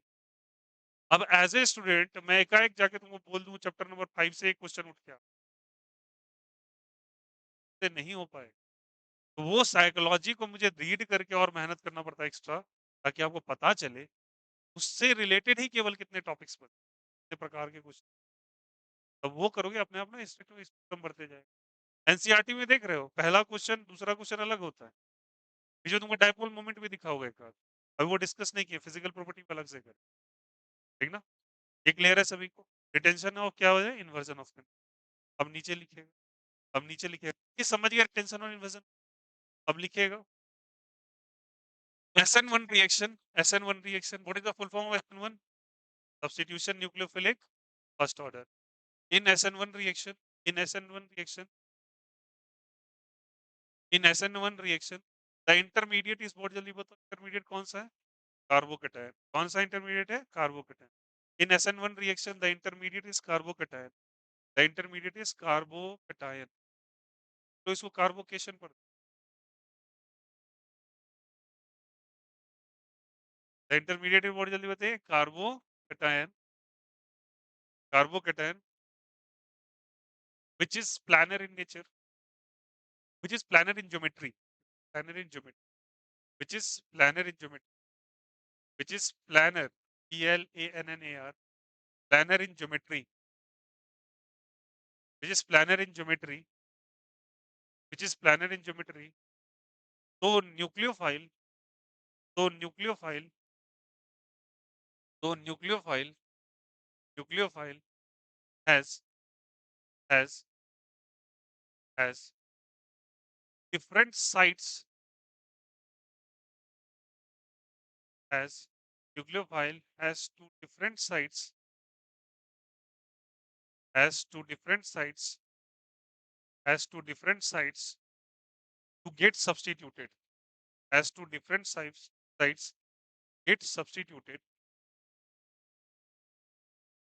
to get substituted, so it forms, to get substituted, so it forms, so it forms, क्या क्या फॉर्म करता है जल्दी बता, plus D and minus L configuration, plus D L minus L configuration, plus D L minus L, तो it forms जल्दी बताइए, plus D and minus L configuration, plus D and minus L configuration, plus D समझ गया क्या होगा, एक को retention कह सकते हैं, दूसरे को क्या कह सकते हैं, इन्वर्जन। प्लस डी रिटेंशन भी चलेगा और क्या हो सकता है, इन्वर्जन भी, कोई भी रिटेंशन, रिटेंशन का मतलब होता है सेम साइड से, और समझ में आया यहाँ पे, यहाँ पे क्या होगा बताइए, यहाँ से रिटेंशन भी होगा और क्या होगा जल्दी बताइए, इन्वर्जन भी, तो ब्रैकेट में लिख लेना, retention as well as inversion, retention as well as retention as well as retention as well as retention as well as bracket close. और SN2 में क्या होगा केवल, इन्वर्जन या रिटेंशन, हमेशा बैक साइड अटैक होता है, देखिएगा SN2 always follows inversion of, SN2 always inversion of, SN2 always inversion of, SN2 always follow inversion of, SN2 always follow inversion of,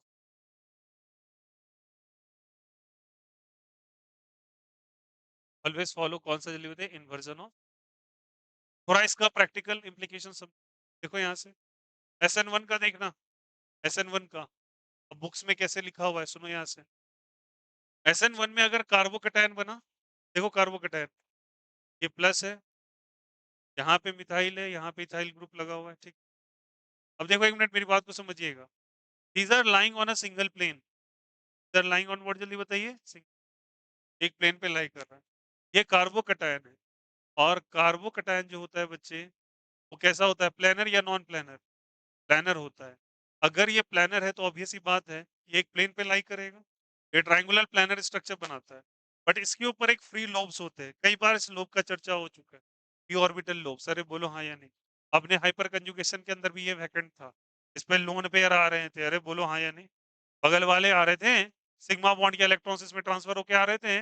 और क्या कल बताया था, एक pi star anti bonding molecular orbital, जिन्होंने एमओटी पढ़ा है याद करो, मॉलिक्यूलर ऑर्बिटल थ्योरी में बताया था bonding as well as antibonding, और वो पाई स्टार ऑर्बिटल होता है।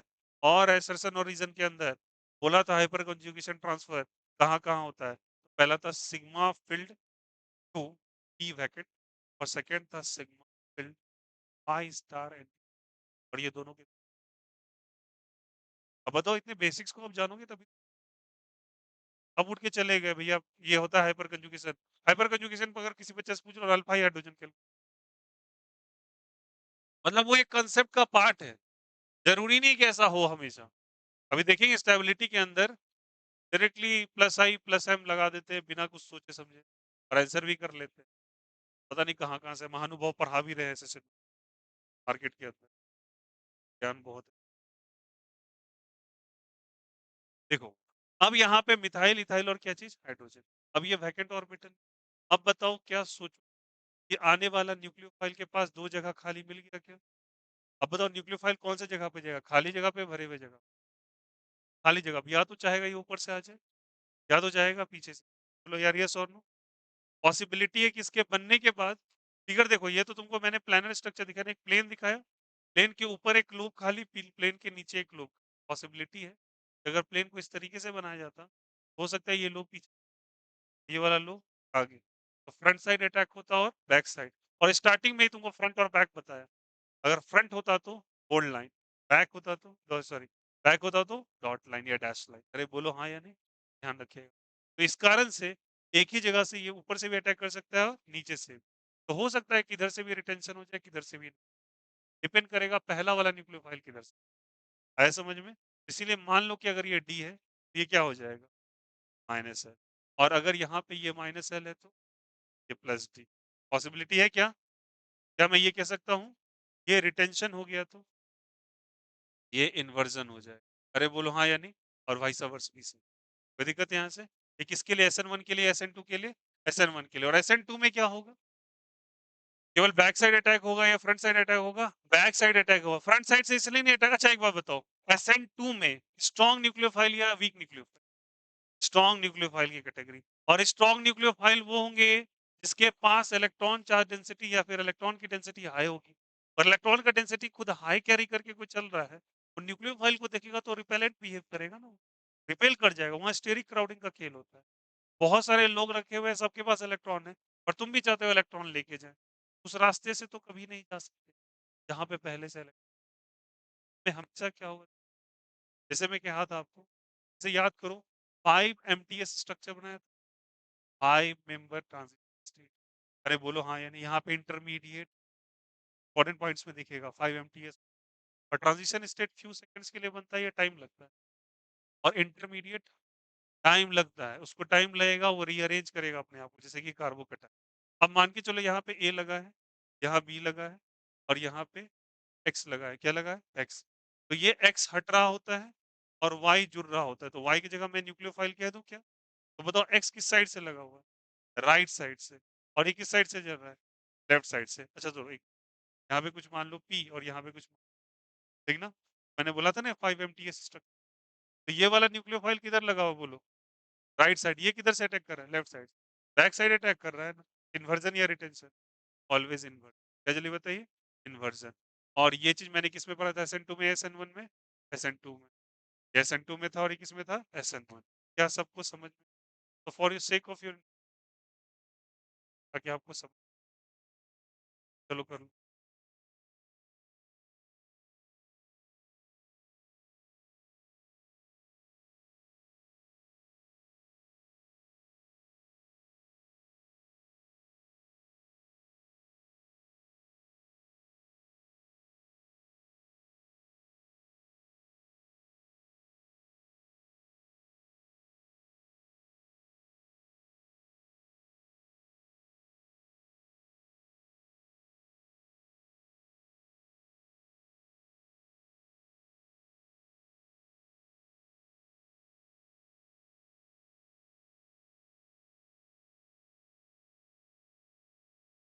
हाँ बच्चे, ये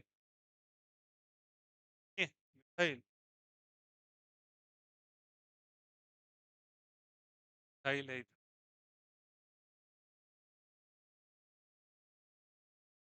क्या आप लोग कॉपी करने के बाद घर पे जाके वापस से एक बार रेकर करते हो? तो मैंने बताया था revision. If you are following it, मैं गारंटी बोल रहा हूँ एक दिन में 2 बार करो। सेकेंड टाइम जरूर 1.75 या 2x जितनी आपकी रिटेंशन के अनुसार स्पीड बढ़ा के करो, ताकि आपका समय बचे।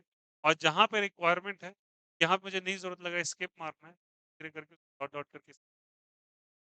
अगर तुम ये 2 बार रिवाइज कर लो, मैं गारंटी बोल लो। बट पहले से नोट्स बना लो, रीड लगाओ, पेंसिल ले लो सबसे अच्छा, और उसको ऐसे अंडरलाइन करते चलो, या कोई कलर का पेन ले लो। देखो तुम्हारा सब कुछ। या आपको हर रोज करना है, अगर ऐसा कर रहे हो तो गारंटी बोल लो।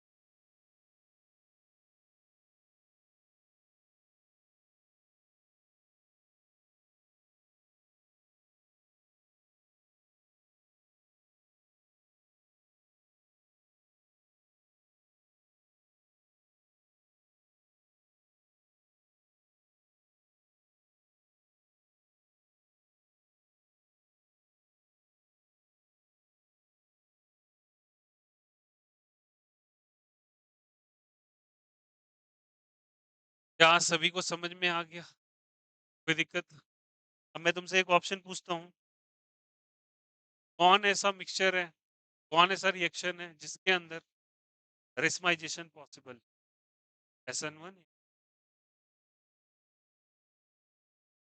SN2 में पॉसिबल, केवल और केवल रेसमिक मिक्सचर इसी में, अगर इक्वल कॉन्फ़िगरेशन रहे तब। में केसेस है 60 और 70%, आपको अलग अलग ना कंसंट्रेशन रेट निकालना पड़ता है आगे चल के। लास्ट में देखिएगा आपका एक क्वांटिटेटिव एनालिसिस का, उसके अंदर आपको पता करना पड़ता है कितनी मात्रा में बना है डेक्सट्रो, उसके बेसिस पे कॉन्फ़िगरेशन तब लास्ट में सीखेंगे ऑन द बेसिस ऑफ। ये क्लियर है सब? कोई दिक्कत? यहाँ तक बातें समझ में आ गई? अब लिखिएगा एक सवाल, लिखिएगा question. among the following determine among the following determine among the following determine among the following determine among the following determine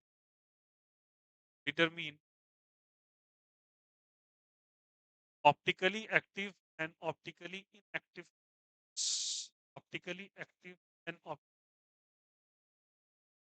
optically active, optically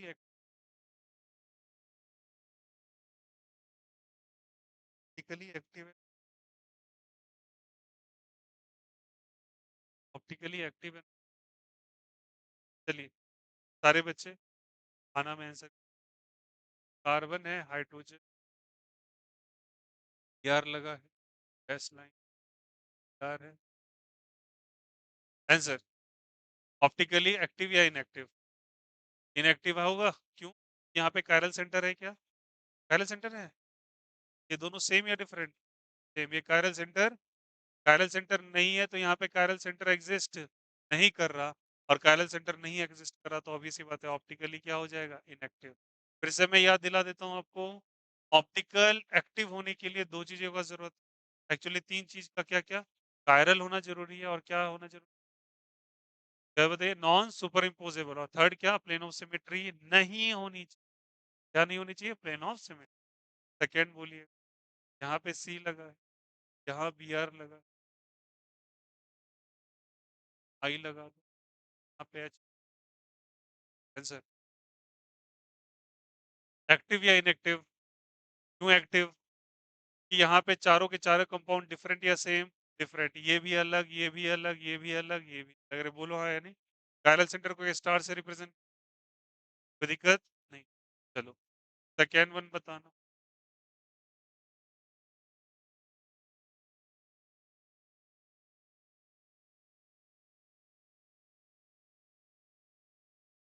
चलिए बताएंगे सर। ऑप्टिकली एक्टिव या इनएक्टिव? एक्टिव। इनएक्टिव कैसे पता किए?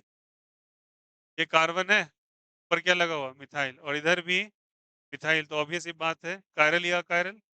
ये भी मिथाइल है ना, ये भी क्या है? मिथाइल। ये बी आर, ये तो अलग प्रोफाइल लगा हुआ है। अरे बोलो हाँ या नहीं? मिथाइल मिथाइल सेम हो गया ना? तो ऑप्टिकली इनएक्टिव या एक्टिव? इनएक्टिव। अकायरल या कायरल? अकायरल। अरे बोलो हाँ या नहीं? ये वाला भी अकायरल या कायरल? एकायरल। और ये वाला कायरल। क्या सभी को समझ में आ रहा है? फट बताइएगा।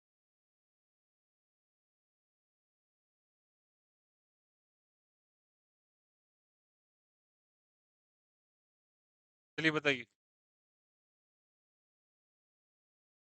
Is this is optically active और इनएक्टिव? एक्टिव। चलिए देखिए यहाँ से, ये कार्बन पकड़े क्या? ऊपर क्या लगा हुआ है? मिथाइल। इधर क्या? इथाइल। इधर हाइड्रोजन।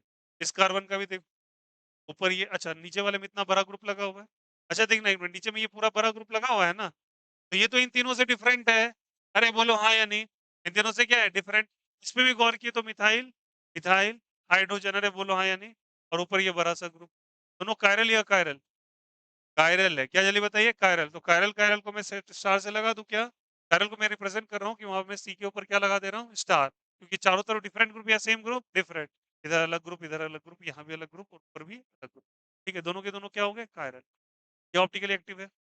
हाँ है, क्योंकि ऐसे सेंटर में है कायरल।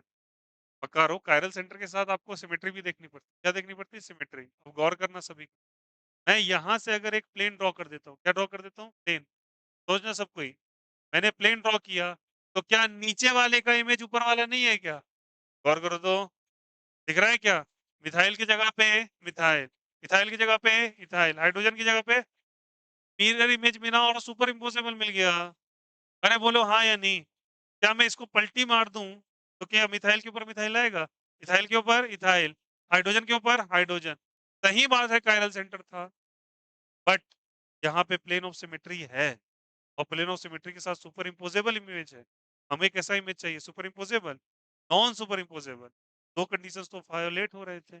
एक तो कंडीशन, अगर उनमें से एक भी कंडीशन ना हो तो ऑप्टिकली इनएक्टिव कहे, जबकि यहाँ पे कायरल सेंटर कायरल है, बट ये ऑप्टिकली क्या है? इनएक्टिव, ना कि एक्टिव। आया समझ में? इसमें चेंजेस कर रहे हैं। अगर मैंने यहाँ पे ऐसे करके बना दिया, अच्छा सुनो, ऐसे प्रोजेक्शन को मैंने बताया जैसे फीचर प्रोजेक्शन, तो प्रोजेक्शन, फीचर प्रोजेक्शन जहाँ पे तुम 3D फिगर को, एक्चुअली ये 3 डायमेंशनल फिगर, याद रखना। यहाँ पे एंगल 90 डिग्रीज का दिख रहा है, 90 डिग्री पे एंगुलर स्ट्रेन बहुत ज्यादा होता है। आज के टॉपिक के अंदर या कल के टॉपिक के अंदर हम लोग पढ़ेंगे बेयर्स स्ट्रेन थ्योरी। कौन सा strain theory? Baeyer's strain theory. और बेयर्स स्ट्रेन थ्योरी के अंदर ही बताया गया है किसी पाउंड की स्टेबिलिटी या एंगुलर स्ट्रेन पे निर्भर करती है, और उसी एंगुलर स्ट्रेन से स्टीरियो केमिस्ट्री, पहले वहां जनरेशन, हम लोग बेयर स्ट्रेन थ्योरी पढ़ेंगे जहां पे एंगुलर स्ट्रेन डिसाइड करता है। बताओ, सोच के बताओ, तुम्हें ही रात में बोला जाए ऐसे सो, और हाथ एकदम चेंज नहीं मत करना, सोच के बताओ यार, रात भर तुम ऐसे करते रहोगे? नहीं कर सकते ना, तुम्हारे हाथ में भी स्ट्रेन लगता है, तो बेचारी एक कंपाउंड भी, ये बोल रहा नहीं हम ऐसे अच्छे रह लगता है मुझे, मैं ऐसे ट्राइपॉइड बन के रहना चाहता हूँ, तो नहीं, तुम साले हाथ फैला लो अपने, पैर भी सिकोड़ लो, ऐसा होगा तो नहीं। इस कारण से यहाँ पे सबसे ज्यादा स्ट्रेन फील, हम लोग बना जरूर देते हैं, बट इसे फीचर प्रोजेक्शन कहा जाता है, समझने के लिए बनाया जाता है, बट रियल लाइफ में exist नहीं होता, हमेशा 3D एग्जिस्ट। आगे चल के समझेंगे, और तुमको बिलीव होगा आगे चल के हम लोग बेस स्ट्रेन थ्योरी के अंदर पढ़ेंगे। बताओ, तुम लोग साइक्लोहेक्सेन ऐसे बनाते आए, और तुम काफी खुश भी हो जाते हो बनाने के बाद ये चीज, हाँ या नहीं? बट रियलिटी बताता हूँ, ये एक्चुअल एग्जिस्टेंस है।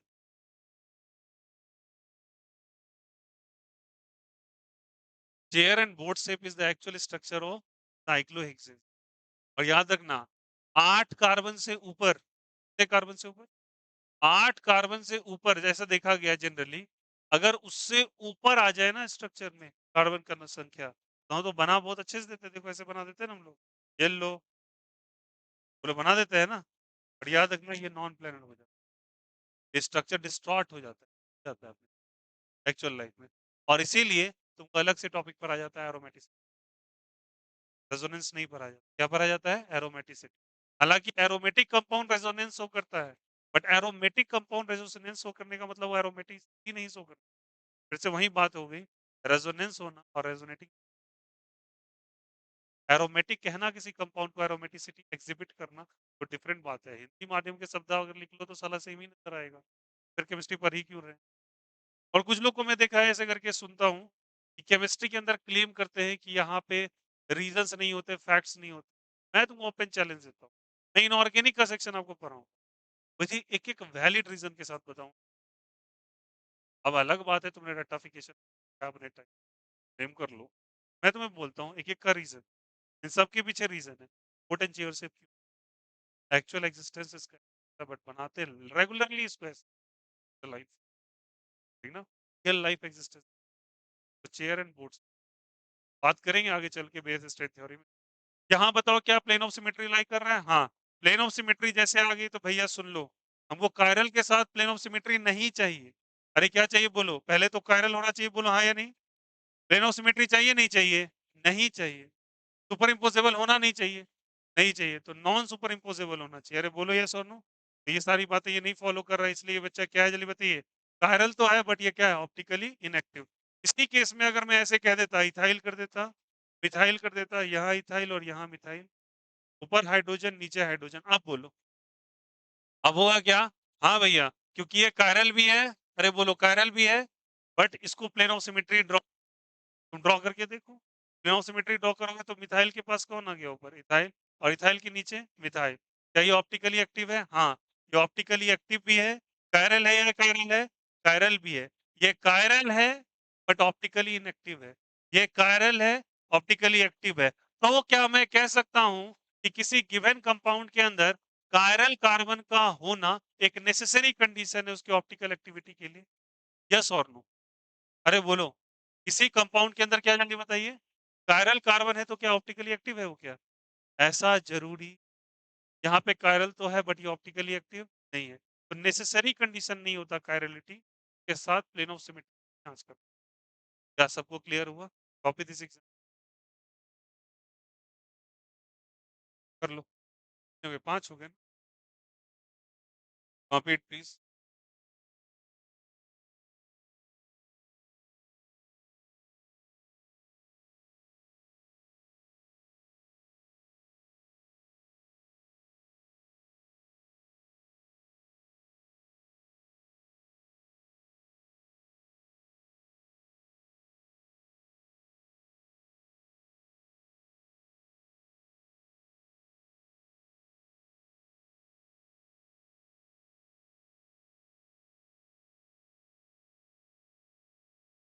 अब एनसीईआरटी लाइए तो आकर बात। NCERT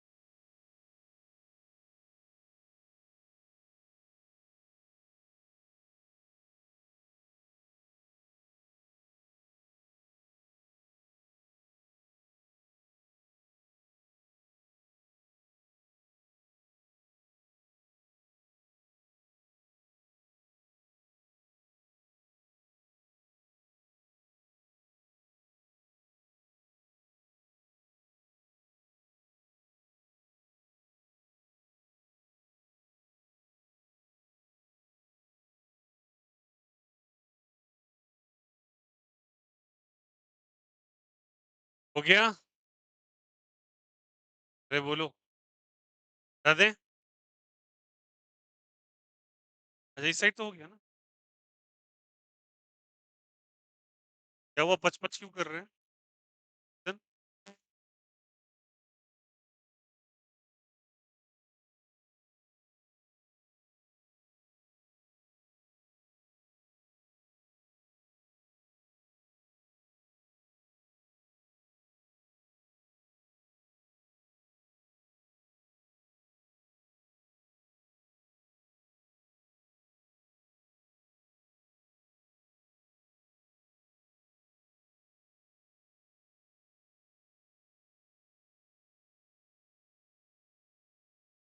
कर दीजिए।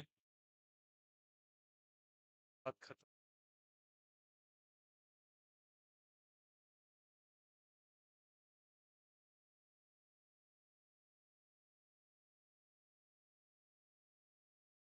बताइए आंसर। प्रोडक्ट। हाँ, देखिए, देखिए, प्रोडक्ट बताइए। पहले 1 मिनट, एरोहेड पे क्या लिखा हुआ है? स्ट्रॉन्ग या वीक? स्ट्रॉन्ग या वीक? SN2 SN1? SN2 या SN1? स्ट्रॉन्ग है तो क्या चीज? SN2। कैसे ब्रेक होगा? A प्लस और OH माइनस। अरे बोलो हाँ या नहीं? अब OH माइनस को वहां से हटाना है जहां पे कोई, कौन सा न्यूक्लियो, अबे न्यूक्लियोफाइल कौन सा है बताइए? Br। वेरी गुड, ये Br है क्या? अब तुमने पढ़ा क्या जब बताइए? SN2। और SN2 क्या करता है? इन्वर्जन या रिटेंशन? इन्वर्जन। लगेगा जरूर OH आके, बस पलटी मार देगा क्या?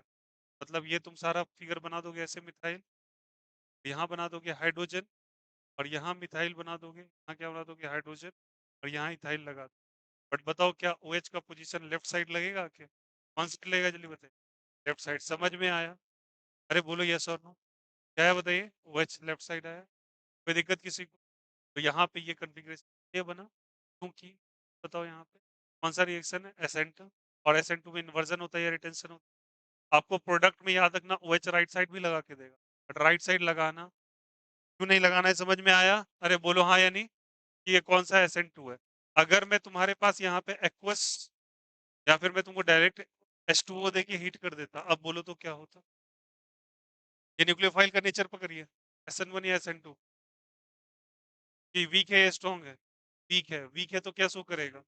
SN1। और SN1 शो करेगा तो दोनों पॉसिबिलिटी है। ये चाहे तो राइट साइड भी OH लगेगा, चाहे तो लेफ्ट साइड भी। मतलब यहाँ प्रोबेबिलिटी में प्रोडक्ट का बनाना डायरेक्ट, OH इधर भी लग सकता है, चाहे तो OH लेफ्ट साइड भी लग सकता है। अरे बोलो हाँ या नहीं? तो जहाँ पे है कॉपी। आया समझ में? यहाँ पे रिटेंशन एज वेल एज क्या होगा जल्दी बताए? इनवर्स। ये क्लियर होगा सभी को? अब सुनिएगा प्लीज, सारे बच्चे पेज नंबर मार्क करेंगे। पेज नंबर मार्क करेंगे। ये ओल्ड बुक लग रहा है, ओल्ड और न्यू से कोई मतलब नहीं है। आप लोग देखिएगा, केमिकल रिएक्शन नाम का टॉपिक होगा 10.6 करके। अब कौन से पेज पे देख लेना, केमिकल रिएक्शन 10.6 करके। पुराने बुक में 291 पे, नया बुक लाइए, नया बुक लाइए, मैं नया बुक ले दो। ओल्ड बुक में लिखिए पेज नंबर 291, जिनके पास ओल्ड बुक है 291 कर लीजिएगा। न्यू बुक में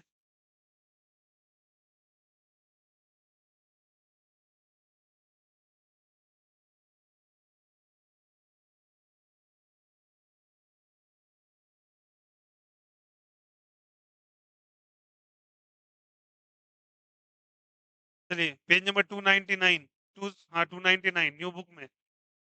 न्यू बुक में, ओल्ड बुक में 291, न्यू बुक में 299। न्यू बुक में 299 है, ओल्ड बुक में 291। ठीक है?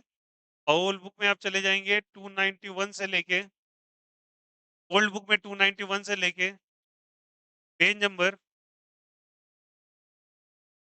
पेज नंबर 300 तक, 300 तक, 300 के बीच में जितनी भी ऐसे डिस्कशन, ये सारे के सारे रिटेंशन, इन्वर्जन, पूरे सब्स्टिट्यूशन का discussion. Substitution, nucleophilic first order, second order, 291 से लेके 300 तक चले जाना। बीच में अगर कोई क्वेश्चन पकड़ा जाए, कोई भी चीज पकड़ा जाए, उसको पूरा का पूरा पढ़ना है, और कोई भी डाउट होगा नेक्स्ट क्लास। ठीक है? फ्रॉम 291 से लेके क्या चीज? 300 तक।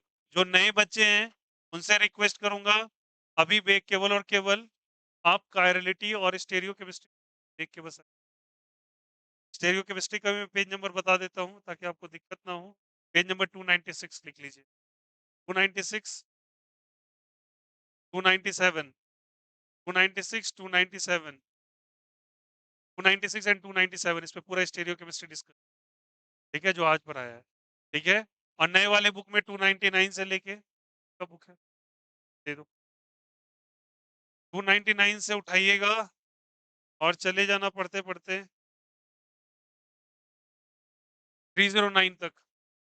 299 से 309, नए बुक में 299 से 309, ठीक ना? बीच में कोई भी टेक्स्ट और एक्सरसाइज पकड़ाता है वो सब कर लेना है आपको, और पूरा बुक डिटेल से आपको पढ़ना है। ये 10 पेजेस दे रहा हूँ, सारा डिस्कस हो गया है। अब सुनो, 2 रिएक्शंस मात्र बचे हैं, एक एडिशन, एलिमिनेशन, और एक बचा है आपको reaction with reaction with metals, ठीक ना? तो इसमें 2 रिएक्शंस बचे हुए हैं, मतलब 1 या 2 सेशंस और लगेंगे इसको पूरा कंप्लीट करने, ठीक है? चलो, इसका है ये बुक। ले लो, bye bye, take care, have a nice day.